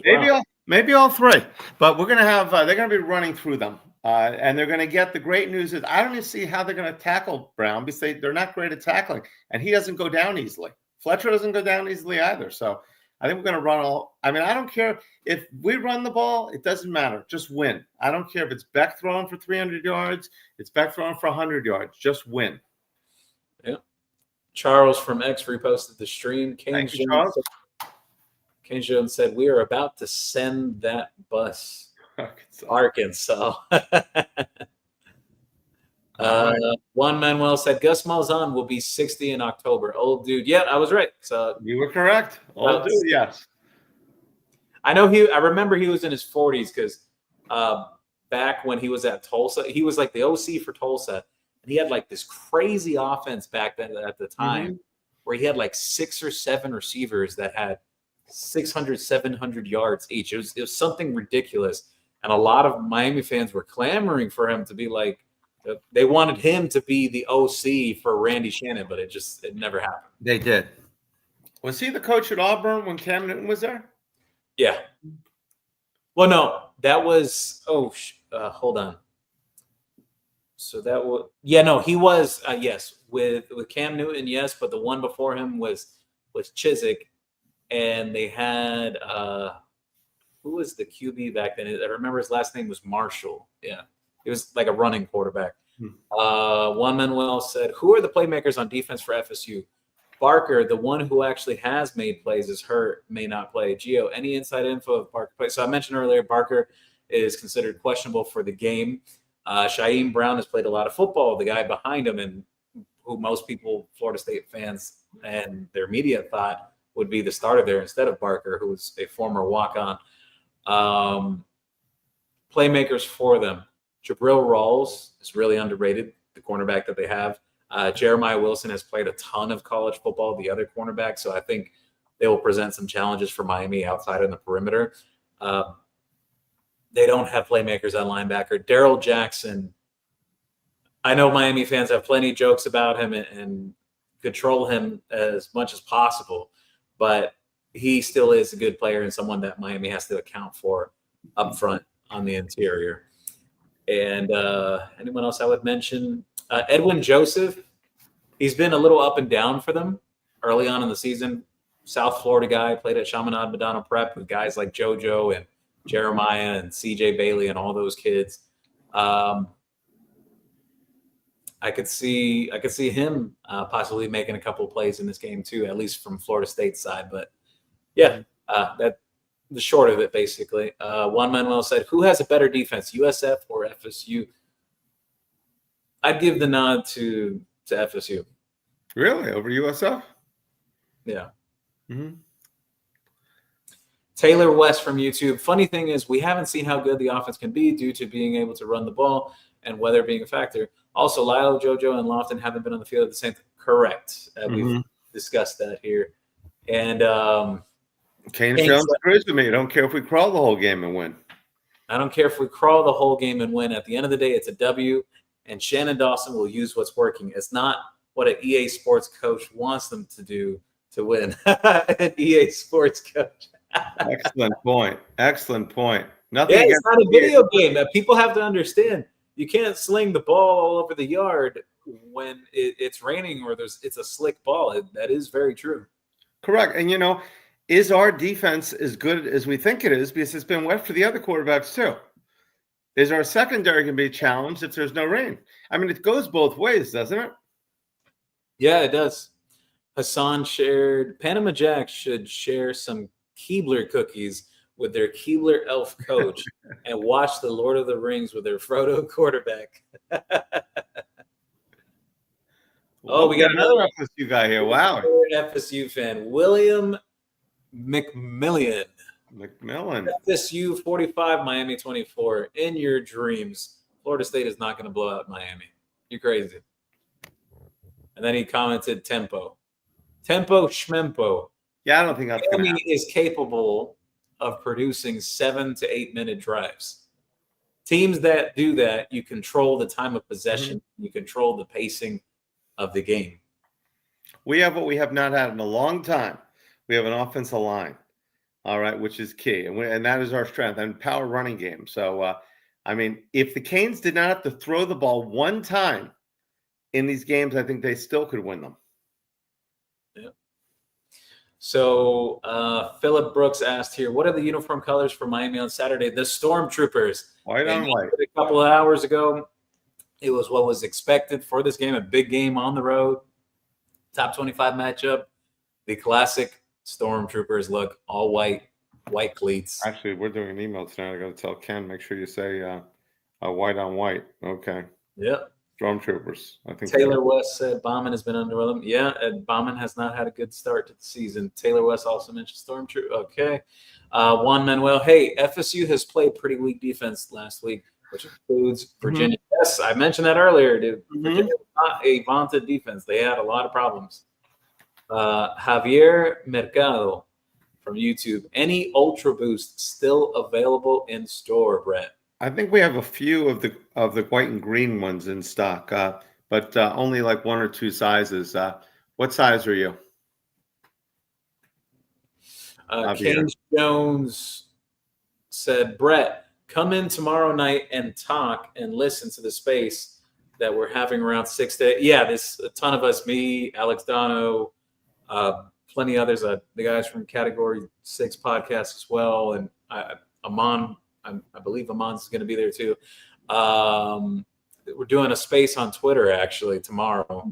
It's like a whole roundtable thing from 6 to 8. He said there's truly a different vibe on the spaces. Send Gio some promotional material, and we'll take care of you if you can't make it in there, brother. All right. I appreciate that, Kane Jones. I'd love to be part of that. Always good to listen to the experts. And yeah, so definitely do some promotional material. What's that, 6 to 8 on Twitter Space or X Space? Yeah, that's 6 to 8 tomorrow. Yeah. All right, cool. So you just sign in? All right, cool. I'll be looking for it. Philip Brooks shares here, play the Emperor March theme song. Love the Stormtrooper uniforms. Yeah, that's actually a really good idea. The Emperor March from Star Wars movies. That would be great. Yeah, the Stormtroopers. Actually, that might not be a bad shirt of some kind, you know? Yeah. Taylor West, FSU's trenches ain't seen these trenches yet. Yeah. Yeah, that's accurate. They definitely have not. And this is what Mario wanted, and he's finally got it. Joey Overbeck, another Florida State fan. It is so funny to listen to Miami fans. You hang your hats on FSU's game against Virginia, and that will be your downfall. Miami hasn't played anybody relevant and is pedestrian at best on offense. Oh, boy. Well, the good news is, Gio, is we get to see the game on Saturday and find out. Because we can talk all we want, okay? And we're trying to give FSU, Joey, as much respect as we can. I mean, we do think they're a decent team. They obviously, in a perfect day, they can win this game. Nothing is taken for granted.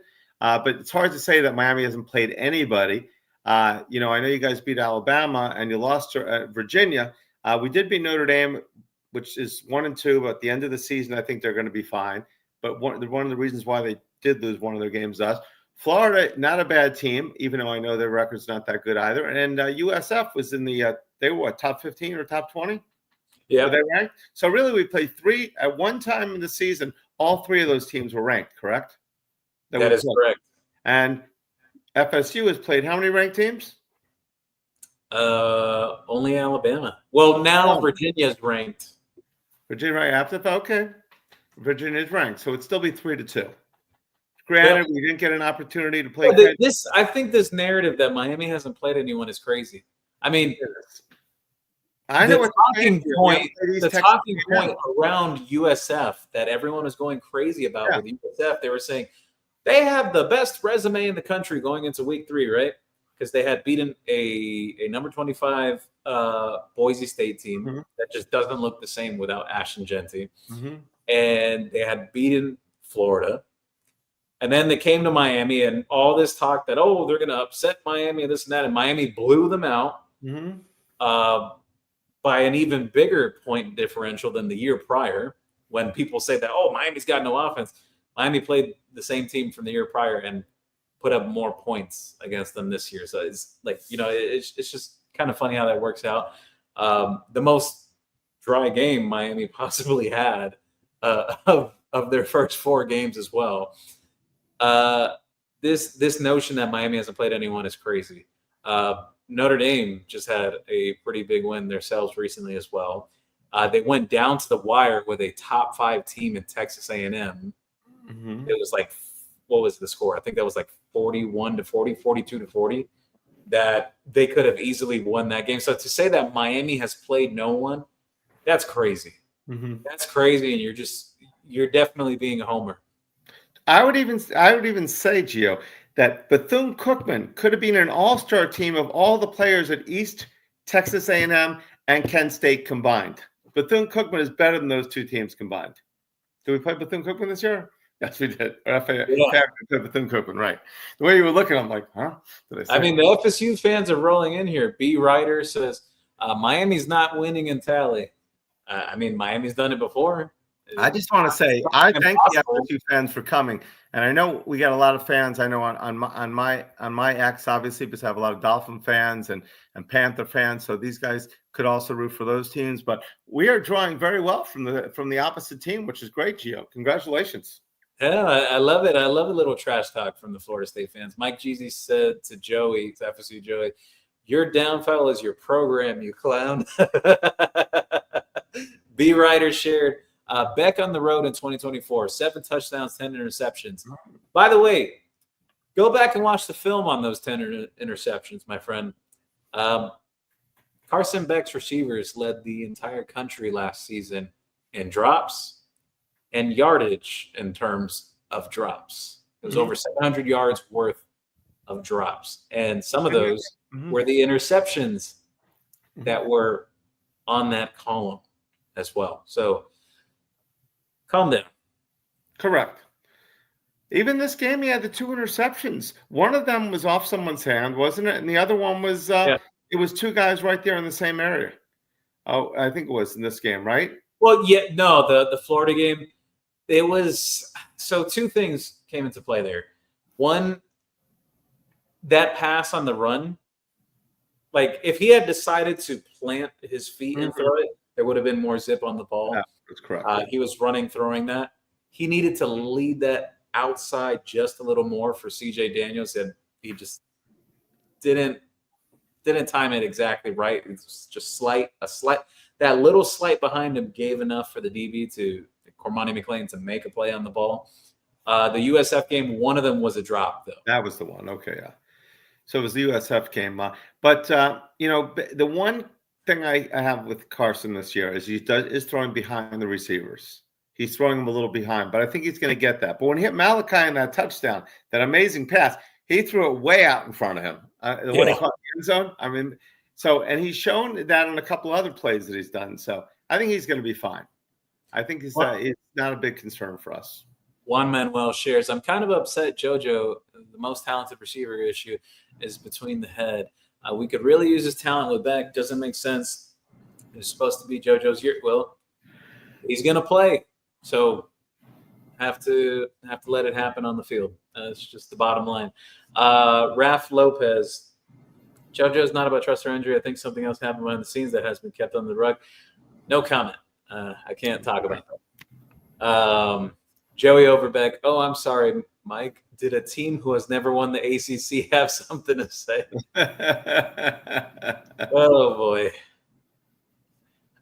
Blue shared here. FSU's James Williams is going to be eating grass all night. Total fraud. Yeah, he's not having a good season at all. The Nebraska transfer they have. B writer. Well, Mike Jeezy mentioned this. B writer. 2024 FSU 2-10 clown. Philip Brooks. I will be at the game. Can't wait. Any tailgate spots? Not sure about tailgate spots, but I do know that there is a couple of parties going on tomorrow. Mm-hmm. Tallahassee, actually. I know one, Malik Rozier and his family, they have an establishment out there that they're inviting a bunch of Hurricane fans out to and whatnot. So I know that United does a good tailgating, but I don't know if they're sold out or not. They're on Facebook and Canes United, Kings of the Road. But I don't know if they're sold out or not right now.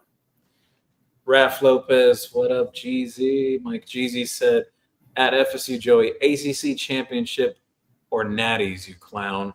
Well, that's the funny thing when people talk about it. It's been so long since Miami's won, but the other teams in the state haven't been able to catch up yet, so it can't be that long. Yeah, true. So even though I don't recall any team in Florida, I know they got the the Crab Shack championship, but before that, it's been a while for any team in Florida. This is so true what Taylor West said, and we said this at the beginning of tonight's show. He said, laugh out loud. Either y'all overlooked Virginia because daddy's coming, or Virginia beat y'all straight up. Either way, you guys blew a top 10 matchup. I agree, they blew it. Game day, they blew game day. Top 10 matchup, all the headlines, and out the window.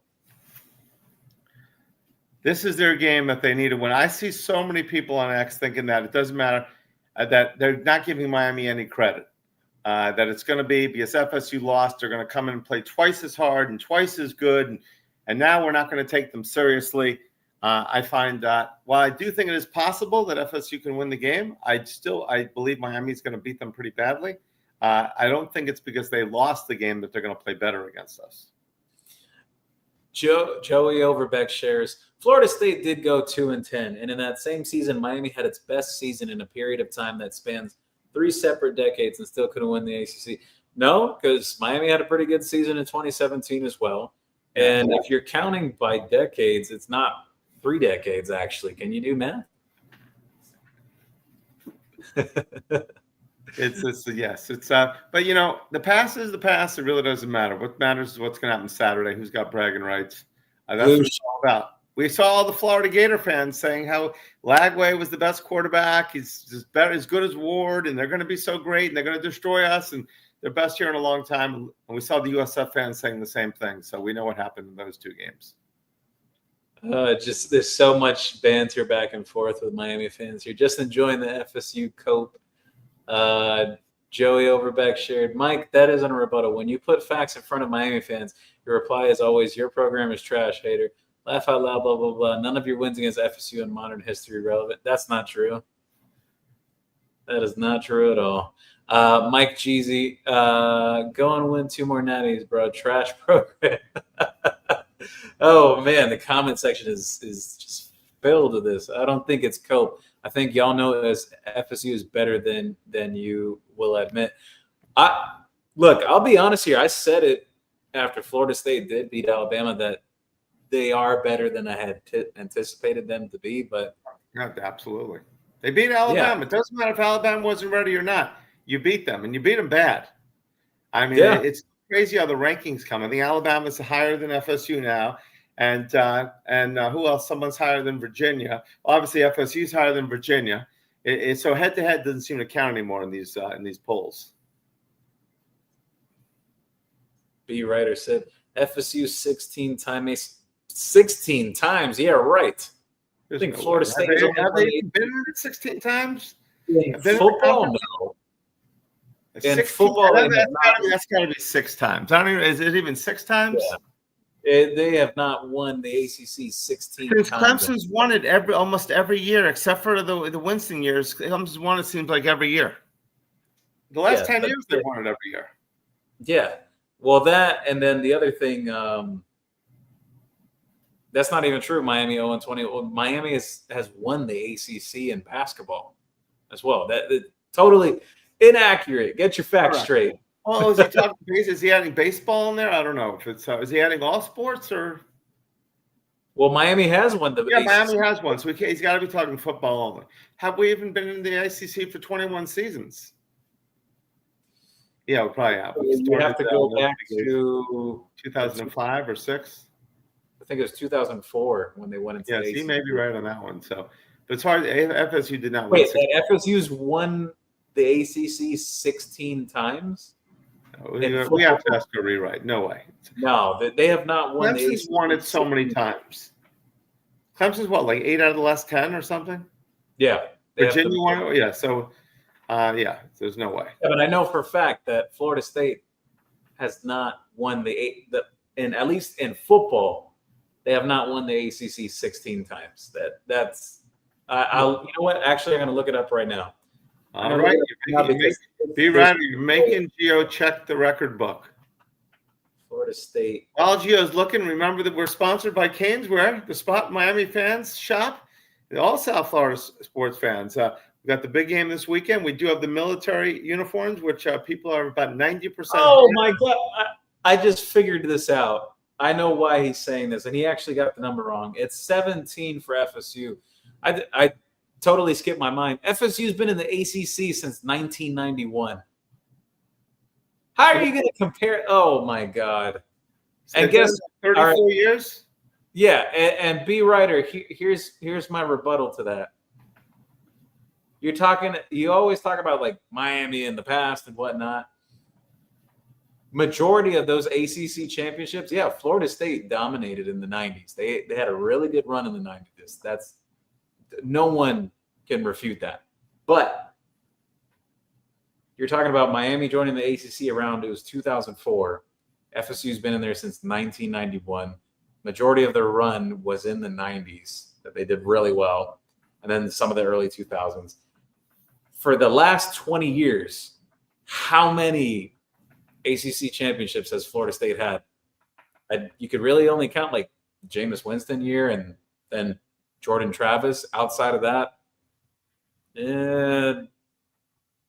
I think they had one that they backed into one. I think it was the 2006 season or 2005 because some team got upset or whatever in the Atlantic when they used to divide the conference records.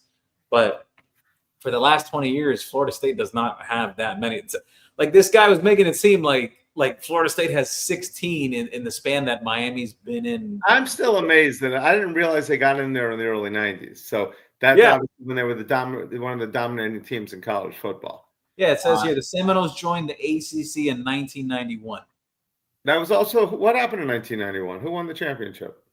The Miami Hurricanes. Oh, look at that. Let's see. 818 Callie Kane said FSU is going to face the best defense they have all season. Doubt they score more than 21.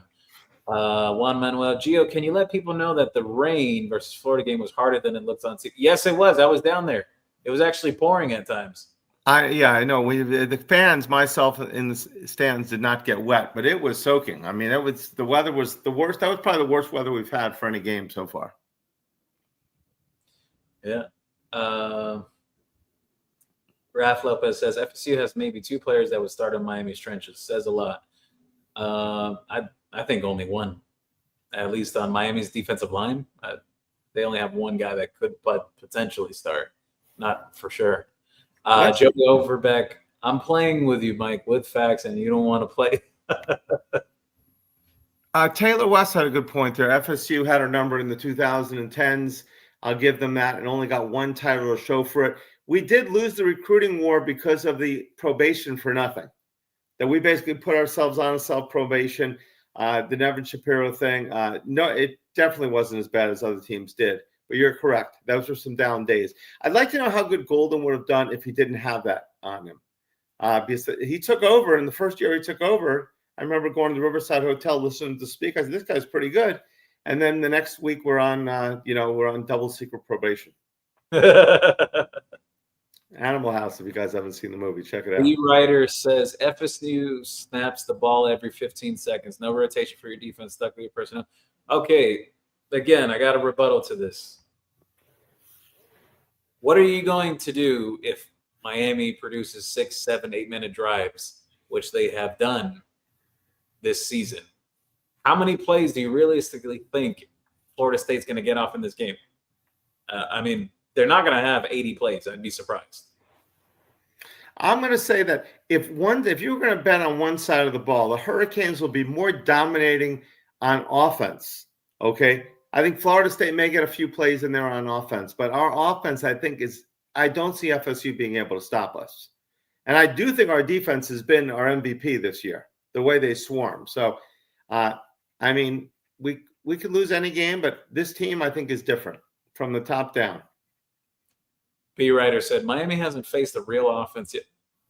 Notre Dame literally put up 40 points. They put up 40 points on Texas A&M. Texas A&M is one of the better teams in the country this year, defensively and offensively. Mike Elko runs a really good program.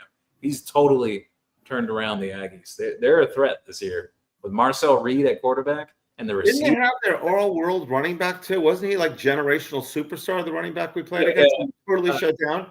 It's Ruben Owens and who's the other kid? They have another running back there. I forgot the other kid's name.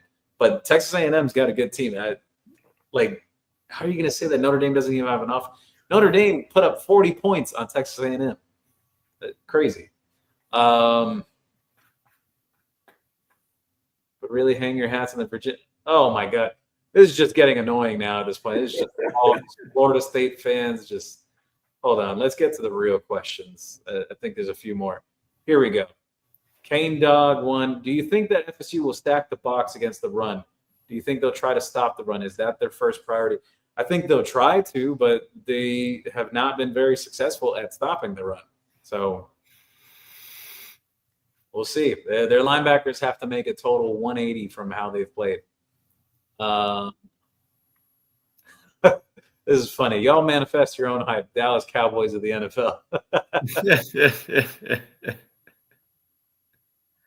What is the point? A beat writer with Alabama has 18 national titles, so we both need to. Yes. There you go. They do have 18 national pursuits. Raph Lopez said FSU media and their fans have spent all week trying to convince themselves that they are better than Miami. This is why the games get played. And also, I want to mention, rivalry games can bring out the wildest things. When I say that, even the Jameis Winston teams or the teams that Dalvin Cook was on, they both played together for 2 years. Miami didn't have such great teams at that time. But I'll tell you what, they took them down to the wire. If it wasn't for Dalvin Cook breaking open a big play at the end of those games, Miami had legitimate shots of winning. Didn't we have missed extra point in a game to win it? There was a missed field goal. I mean, there was a lot of things. Those games were much closer than the spread. Yes, much, much closer. Let's see. Taylor West said, Florida is not playing us anymore due to lack of putting up a fight. Yeah, I think we talked about that before, Brett, that with the way the SEC is now heading to a 9-game conference schedule, and Florida always has Florida State scheduled too, it's unlikely Miami and Florida play again for a very long time. Good point.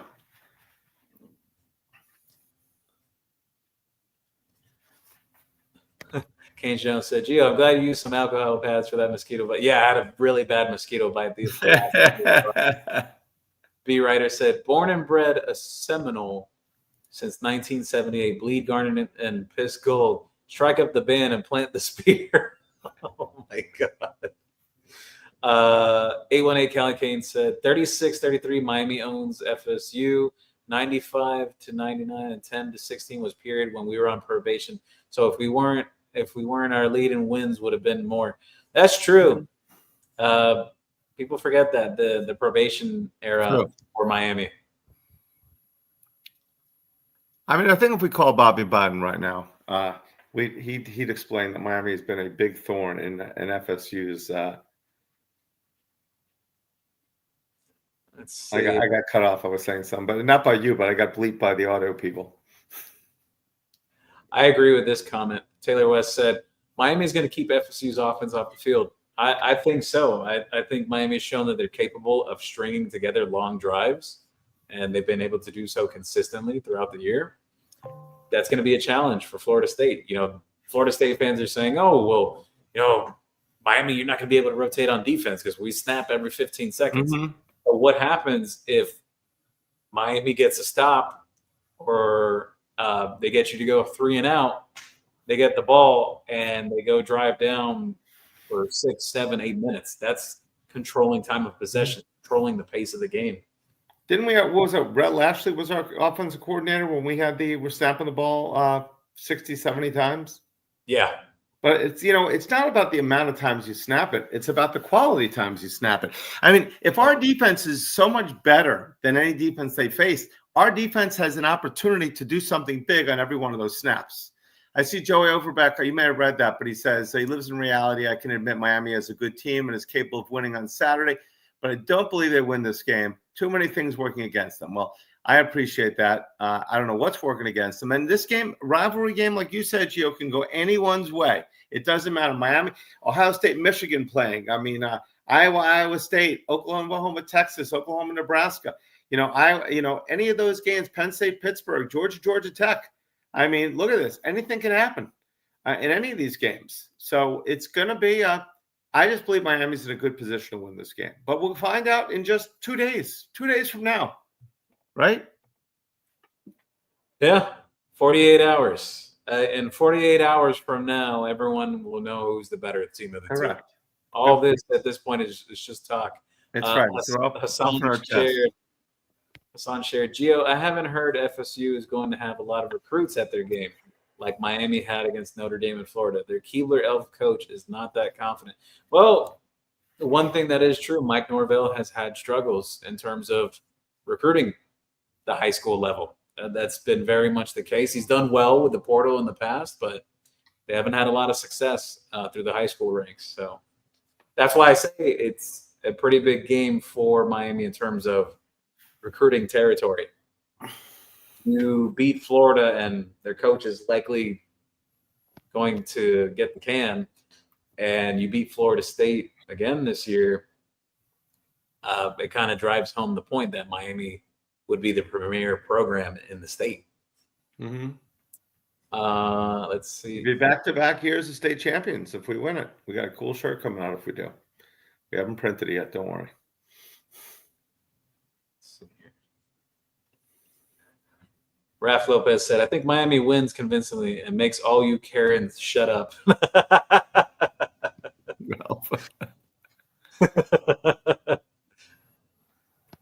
Taylor West said, you Florida State fans are trying to say what we can and can't talk about.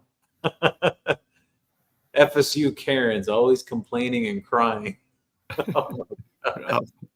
Man, there's just so much back and forth between all of them. I'm trying to get to the actual. It's what makes the rivalry great. It's what makes the rivalry great, and that's so important. We enjoy seeing other teams come on here. It breaks it up a little bit, and this is a good comment. I Bless from YouTube shared. People are talking about FSU's 2-10 season. They should at least mention the undefeated regular season before that 2-10 season. Yes, they did go undefeated in that regular season, but guess who they faced in the bowl game right after that regular season? And yes, I know Jordan Travis was injured and whatnot, but there's no excuse for how badly Georgia and Carson Beck battered a good Florida State team. So that's a good point. Yeah, I mean, I know a lot of their players didn't play, but that's they could have represented a little bit better. Yeah. But I forgot that was Carson Beck. That was Carson Beck in Georgia. And as a matter of fact, Carson Beck in his life has never lost to Florida or Florida State. Wow. That is very true. Well, let's hope it continues. Never has lost to either team. One more game. Oh, man. I'm trying to find other questions. It's just a lot of banter back and forth between Miami and Florida State fans. Mr. Bucknuts, welcome to the show. An Ohio State fan. He shared, Ooh. should be a great game. I got FSU. Get them FSU. Oh, no. What did he say? He said he's got FSU. He's got FSU. Okay. So you know why the Ohio State fan doesn't want us to be undefeated this year? They realize, wait, this team actually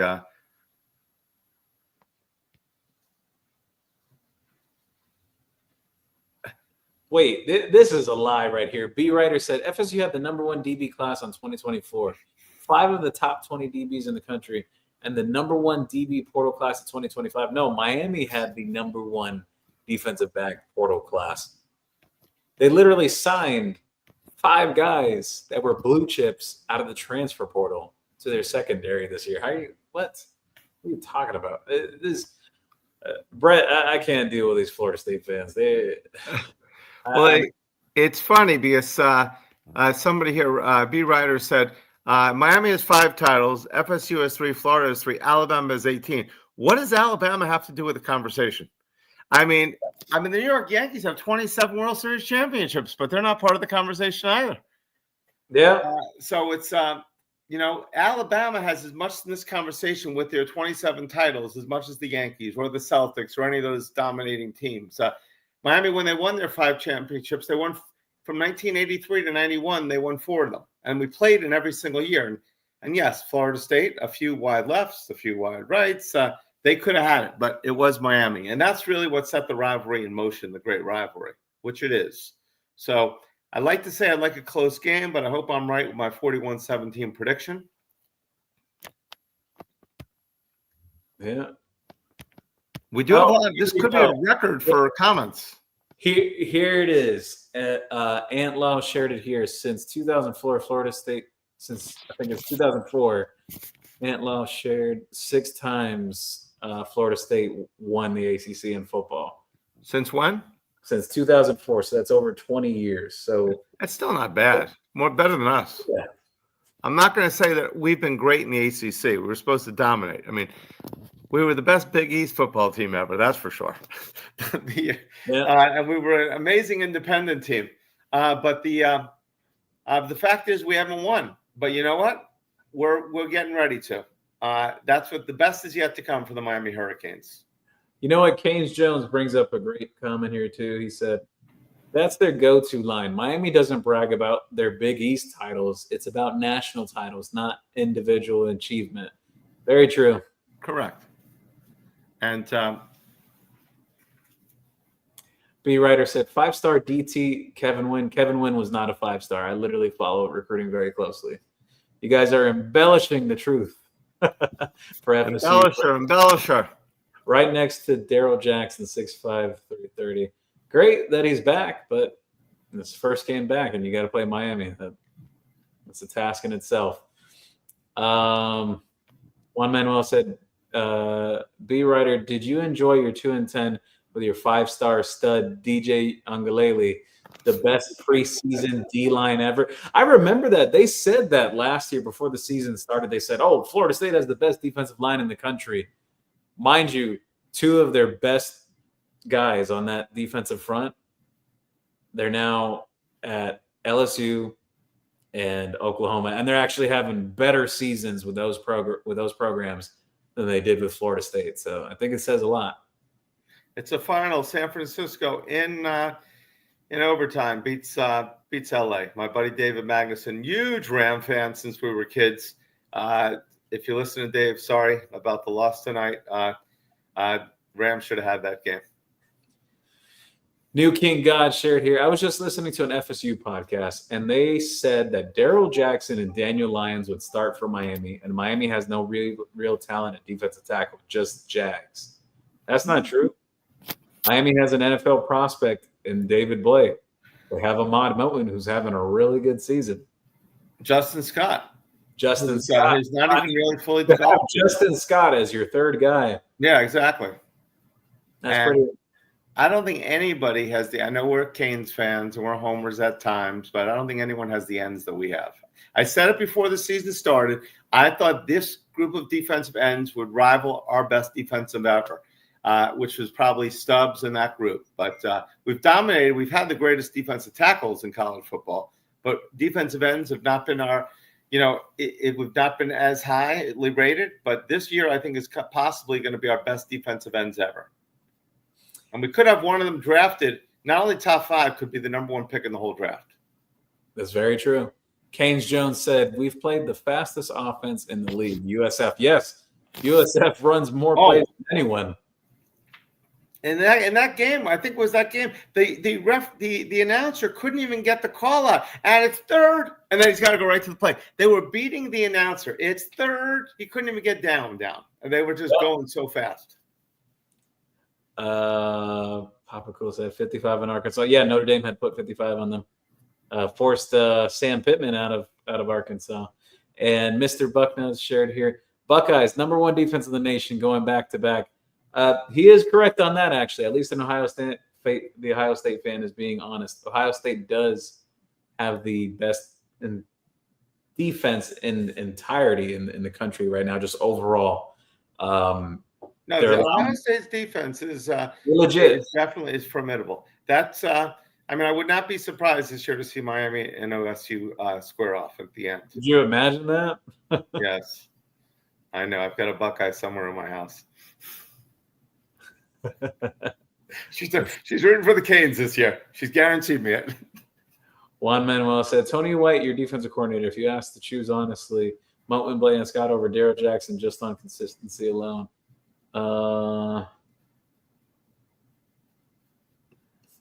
This is interesting. So Bucknut said, yep, from 2002. I got FSU in an upset. However, I think it's OSU versus Miami. I think he's saying the national championship. Mm-hmm.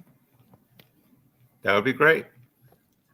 Yeah. It would be some retribution for Miami there, too. Yes. It'd be right where, right where we have a 10-game home winning streak right now? Yeah, it's running on 10 at the moment. And we've won 3 of our national championships at the Orange at home. Yeah. We beat Nebraska twice, right? And Oklahoma here. Let's see. FSU relies on explosive plays. Laugh out loud. You take that away, and they are mid. Yeah, if Miami can eliminate that, I don't think FSU has the type of offense that is a grinded-out type of team. That's the key. It's the explosive plays. They lead the country. I believe it's in 20-plus yard plays, actually. So Miami definitely could have some breakdowns. We had a breakdown against Notre Dame when they had that big play. And then we had like 3 against USF that they got 3 passes on us that we just weren't anywhere near it. But from side to side, from speed on the field, I don't think FSU is going to be able to do what they've done. Yeah.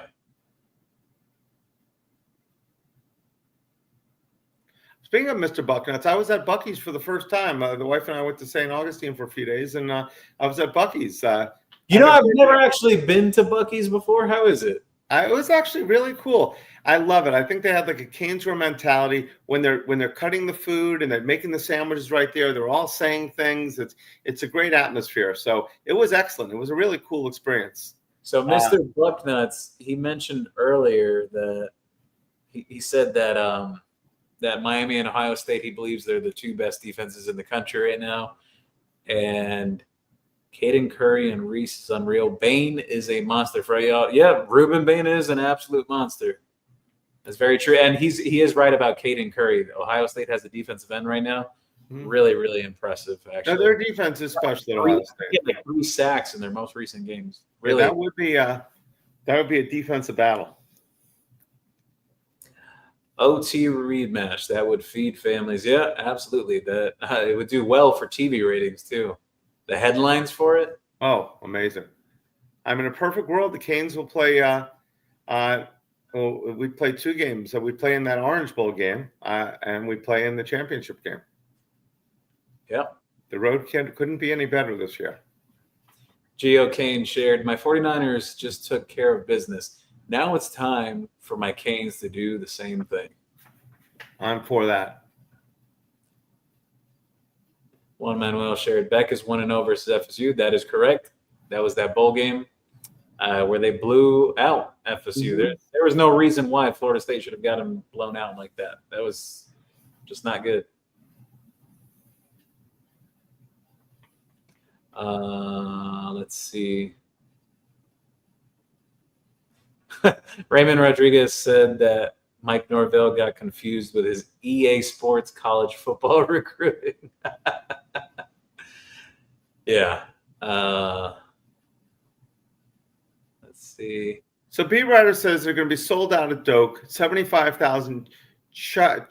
Is that choking up the war chant or chopping up the war chant? I mean, how quickly will they be able to quiet that chant if we take a quick lead? 2 or 3 touchdowns. Yeah, well, if you could take the crowd out of the game, I think that changes things. That would be key. My thing is just, I think they're going to come into the game juiced up. Oh, they are definitely going to be juiced up. They're definitely going to be juiced up. They know this is it. This is make or break. Their season where they were 3-0 and thought that if they lose this game, they almost could kiss the ACC goodbye. They probably can kiss the ACC goodbye. Yeah. It'd be 2 back on both Miami and Georgia Tech. So what is a must-win game? Game is more important for FSU than it is Miami. Even though Miami must win also, because the season can go awry. But that game, if one team has a must-win, it's Florida State. Let's see. B. Ryder, again, we're almost here at the end of the comments. He said, Miami lost momentum at home in the third quarter in both the Notre Dame and Florida games. Do that in Doak Campbell Stadium, and it's game over. Well, wasn't game over against Virginia when Virginia lost the momentum. Yeah. Well, and the other thing is too. Of course, I was in Virginia. I mean, I guess you could kind of make the case for the Notre Dame game where maybe Miami got a little too conservative in that fourth quarter. I think that's very reasonable to say. But the Florida game, that was nowhere near close. I mean, rewatch that game. Miami absolutely dominated them. The score doesn't even do it justice. It was nowhere even close. Florida couldn't even throw the ball. Correct. And they couldn't run either. They had the one drive. But what they get besides that drive? 40 yards rushing? Yeah. I mean, it was one of the most dominating games I've seen. But we're going to have to learn to put the pedal to the metal and take teams out. Mario cannot no more Mr. Nice Guy. Just win by 50. So iBless says here, they don't need much plays. They can score that quickly unless your defense is quick. Being strong won't help much. Miami has to be fast to stop them. Miami's defense is as explosive as it can be. I mean, this defense reminds me of the defenses from the 80s before you were even born, Gio. I mean, the defense in the 80s, everyone wants to talk about the 2000, 2001 team. But those teams with the Bermuda Triangle, the linebackers, the defensive line, I mean, we were phenomenal. Our safeties at that time, we had as good as they get. Well, and here's the thing. This team too. Here's the thing, too, though. So Florida State is talking about the offense and everything, whatever. Florida State is what Florida State fans do not comprehend or are not understanding with this. You can absolutely beat a finesse and fast team with physicality and power. You have seen this over the years with Alabama, LSU, Georgia, that they have done this to teams that are so-called high-powered offenses and they get shut down, or they can barely do anything with their offense because you win up front at the line of scrimmage. I don't care how fast are the players that you have. LSU has some of the fastest wide receivers in the country, and they are sputtering on offense because they've played real defenses, sound defenses that can win up front at the line of scrimmage. You win in the trenches. So this stuff that, FSU is too fast or whatever, stop it. Yeah, exactly. They have athletes there, of course, but I don't believe they're talented. Miami's defense is more talented, but I think we're really going to – our biggest advantage is our offense against their defense. Let me answer a question from Juan Manuel. Brett, do you have 80s classic Miami's 80s jerseys? Not yet. We did have the 2001s with Sean Taylor and Ed Reed. I'm going to talk to Mitchell and Ness about getting the 80s. We would love to get that. We have a lot of the 80s guys coming to the store, great people. Actually going to have Kenny Calhoun in the store in a couple of weeks, who is Kenny Calhoun, the legend, 1983, knocked the ball away and to secure our first national championship. Good friend of the store. And he's possibly going to come in on the bye week. We're talking to some other players, Benny, Brian Blades, get a lot of those guys that come in there. Darren Smith, all great guys, always in the store. So those guys are awesome. So we're definitely going to try to get the jerseys as well. So E. Whitty shared here, has FSU announced that the game has been sold out yet? I don't think they have. Really? I think they have announced that yet. And you know, there could be 25,000 Miami fans there. You know what's funny about that, Brett? Because Miami's had a couple of sold out games this year. And always the rebuttal from Florida State and Florida fans to say, oh, then now you announce it? This game would have been sold out for us a week ago or whatever. Oh, please. I don't think Florida State has announced this sellout just yet either. How is that game not sold out? Hey, maybe the letdown. I guess so. I mean, because a lot of Miami fans are going. Yeah, we show up very well on the road. Let's see here. I'm going to pull it up through the Seminoles website. We are looking for the football tickets. All right. Single game tickets. Okay. Oh, no, they're sold out. All right. Okay. I'm surprised they haven't announced that yet, though. Let's see. Raymond Rodriguez, we are on our way back. FSU and Ohio State trying to team up on a Miami show. There's 863 listings on SeatGeek, though. 863 listings on. Yeah, people are still going to try to shop that around, see if they can flip. Tickets are going 301 is the cheapest seat in the stadium. That's pretty high price. 301 is the cheapest seat in the stadium right now. Canes Jones said, good show, fellas. Go Canes, 52-10 once again. I love that. I would not be surprised, Canes Jones. I'm going 41-17, but I would not be surprised. If it's 52-10, that exact score, Canes Jones gets a $50 CanesWear gift card, Gio. Mark it down. $50 CanesWear gift card to Canes Jones if it's 52-10. Okay? Remember that. Okay? That's our celebrity guest shot of the day. Let's see. Sold out though, Campbell Stadium, 75K. Chop it up, the war chant. I love this comment. Canes Jones said, the best moment FSU will have is winning the coin toss. Oh, man. Let's see. Classic Miami 80s jerseys. This is a great comment. Mike Jeezy said, I guess Virginia was just faster. Virginia did look faster, didn't they? They did. But they were home, of course. They weren't playing in front of 75,000 fans at Doak. Fish. Well, Mr. Bucknuts, this came from Juan Manuel. Will Ryan Day open a men's bearded dye salon in Canton, Ohio? I love the line. I mean, Ryan Day finally got his national championship, but I do believe if he would have lost in the first round, he was fired. OSU did not, but I forgot who it was that said, hey, was it Jim Harbaugh that said it's easy to become a great coach when you start on third base or something like that? Yeah.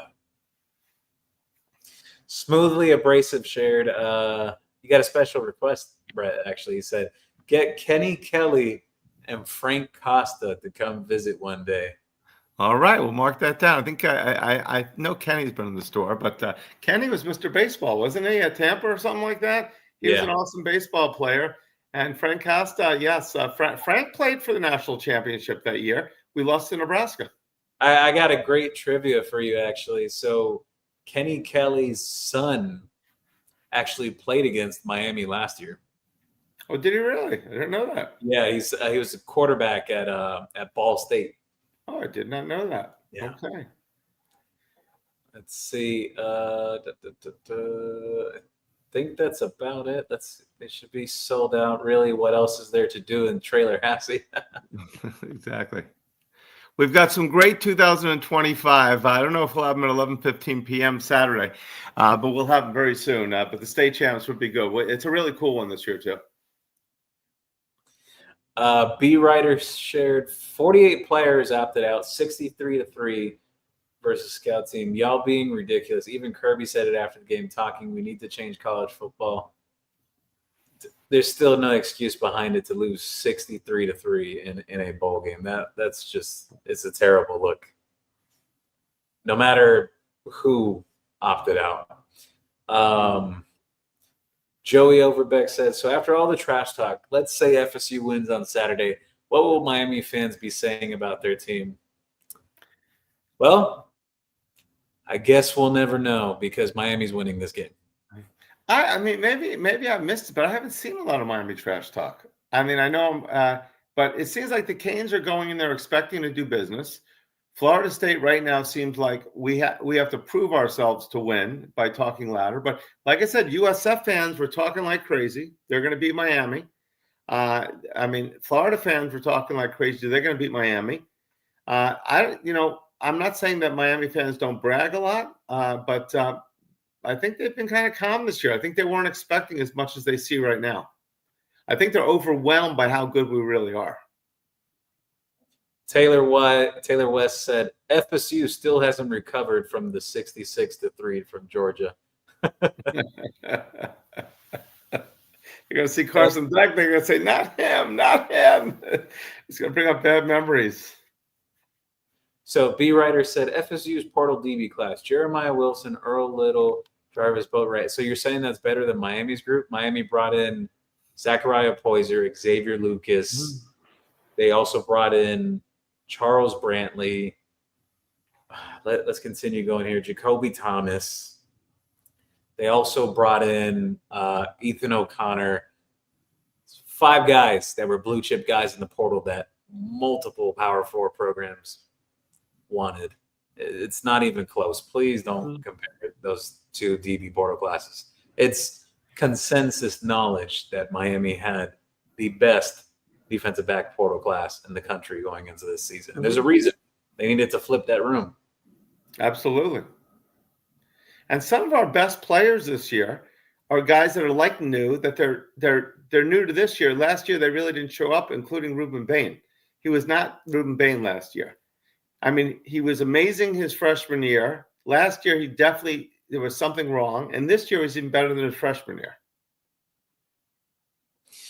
Gio Kane said to me, Gio, if you go to the FSU message boards, all of them have FSU to win. I mean, of course they do. Yes. Well, last time I checked was a Miami Hurricane show, but maybe I misunderstood the program. Now we're fine to talk to the other fans because the CanesWear supports all of the local teams, not the Garnet and Gold and not the Blue and Orange, but all the South Florida local teams, pro and college. But we do appreciate everybody coming in and telling us, because the great news is a lot of things you can't settle on the field. We will actually settle this on the field in 2 nights. Like Gio said, in 48 hours, we already have the answer to this game. Yeah. Are you going to the game, Gio? No, I won't be making up the trip to Tallahassee this year. I'll be watching from here in South Florida and trying to give everyone the best possible updates as I can with the game going on. I do know a couple people that will be out there that are working in media, so trading some notes and whatnot. So it's going to be a fun weekend. I do expect Miami to win 27-17. All right. So Gio's got 27-17. I've got 40. What do I got? 40. What did I say? 40. 41-17. I said. Is that what it was? I think that's what I said, 41-17. Yeah, you said 41-17. 41-17. I'm thinking, like, how did I get to 41? All right. So those are our scores. I see a few people ringing in. We got Florida born and raised, 40-28 Canes. We've got, let's see what we've got here. I think, no, we had 52-10 from Canes Jones. I think 58-10 we had before from IMAX, which would even be a better score. And then we've got, and then somebody had a 42-20. I think we already just said that one. So 42-20 was Taylor West. So obviously all the FSU fans that joined us in our 1,000 comments today, has to be a record on the comments today. I mean, I don't know how many. Oh, yeah, it was hundreds and hundreds. Well, yeah, we've had hundreds before, but I think this had to have creeped into the thousands with there's no way to count those, right? But yeah, we've had the Florida State fans have definitely added to it. We're going to find out in 48 hours. Maybe we'll do a post-game show sometime about this, me and Gio, and hopefully the Canes will come out victorious like we all think they will, which I definitely think they will. Looking forward to talking trash to the Florida State fans back in the comments on Sunday. If you don't tuck your tail and run. Well, listen, may the best team win, and hopefully it's an orange and green. Gio, where can people find you? Everyone can find me on here, as always, on the CanesWear podcast. Make sure to shop at CanesWear, Miami Fanwear, the place where all South Florida sports fans shop. They have Florida Panthers gear, Miami Heat, Miami Hurricanes, Miami Marlins, or if you still call them Florida Marlins, that still works too. Plenty of others, Inter Miami as well. 2655 South University Drive in Davie, Florida. And you can also find me on X at GeoMillion. I also have my weekly show with Amon Richards at Who Wants Smoke on YouTube. Find me sometimes on Comics on Canes, Locked on Canes, sometimes on 560 WQAM on the radio, or 104.3 FM now. They're on FM radio. It's true. Basically, if you got media on anywhere, from the computer to X to a podcast, you got about a 20% chance of hearing Gio. So, Gio, thank you as always. Guys, it's been a great show. Remember, CanesWear, like Gio said, we're open Friday, Saturday, and Sunday. Florida Panther season starts on two-time defending champions. Starts on Tuesday night. CanesWear has Matthew Tkachuk in store on Wednesday. A few tickets are still available for that event at CanesWear.com. They purchase the tickets online. We're excited about Matthew. I will be tomorrow I'll be on at 12:30 at noon. I'm going to be my associate Ken. We're going to be on NBC 6, the current now, whatever it is on TV. So hopefully I'll be awake for that tomorrow, and I'll be on there. So stop by the store, stop by X for us, stop by Facebook, Instagram, wherever it is. Always say hello. If you have any comments or questions, feel free to reach out anytime. I thank Gio for doing an amazing job as also. Sorry we missed Mando. Hope he feels better. And thank you to all of the amazing, amazing fans that came out and are watching us on every show as we grow and get bigger and bigger. We don't even really advertise this show. That's the funny thing. I always say, I forgot to put a post about it. I forgot to tell people about it. And we've really got a great crew that comes out. So we're excited. Next week, I don't think I'm going to be available Wednesday night because of the Matthew Tkachuk signing. But it is a possibility. So we'll either be on Wednesday night or Thursday night next week. And maybe another night if when the Canes destroy Florida State, so we can brag a little bit as well. So thank you guys again. Gio, any last comments? Nothing much. Just looking forward to trash talking with some Florida State fans. I didn't give them the pleasure tonight. I read some of their comments, but I didn't go back and forth too much. But they better be prepared Sunday because going. Absolutely. You there, Gio? I think Gio froze. So I'm going to say goodbye. Thank you, guys. Jake, thank you for the comments. Thank you, guys, for appreciating our show. We appreciate you guys. And we're going to leave it there. One of the last comments, Mike Jay-Z says, 2024, 2025 state champs. And it's been a hard 20 years. So anything we could be champs in is awesome. And I would definitely love to be state champs because we played everybody in the state pretty much. That's true. So, guys, thank you very much. Go Canes, and we will talk to you guys soon. It's all about the youth. Go Canes.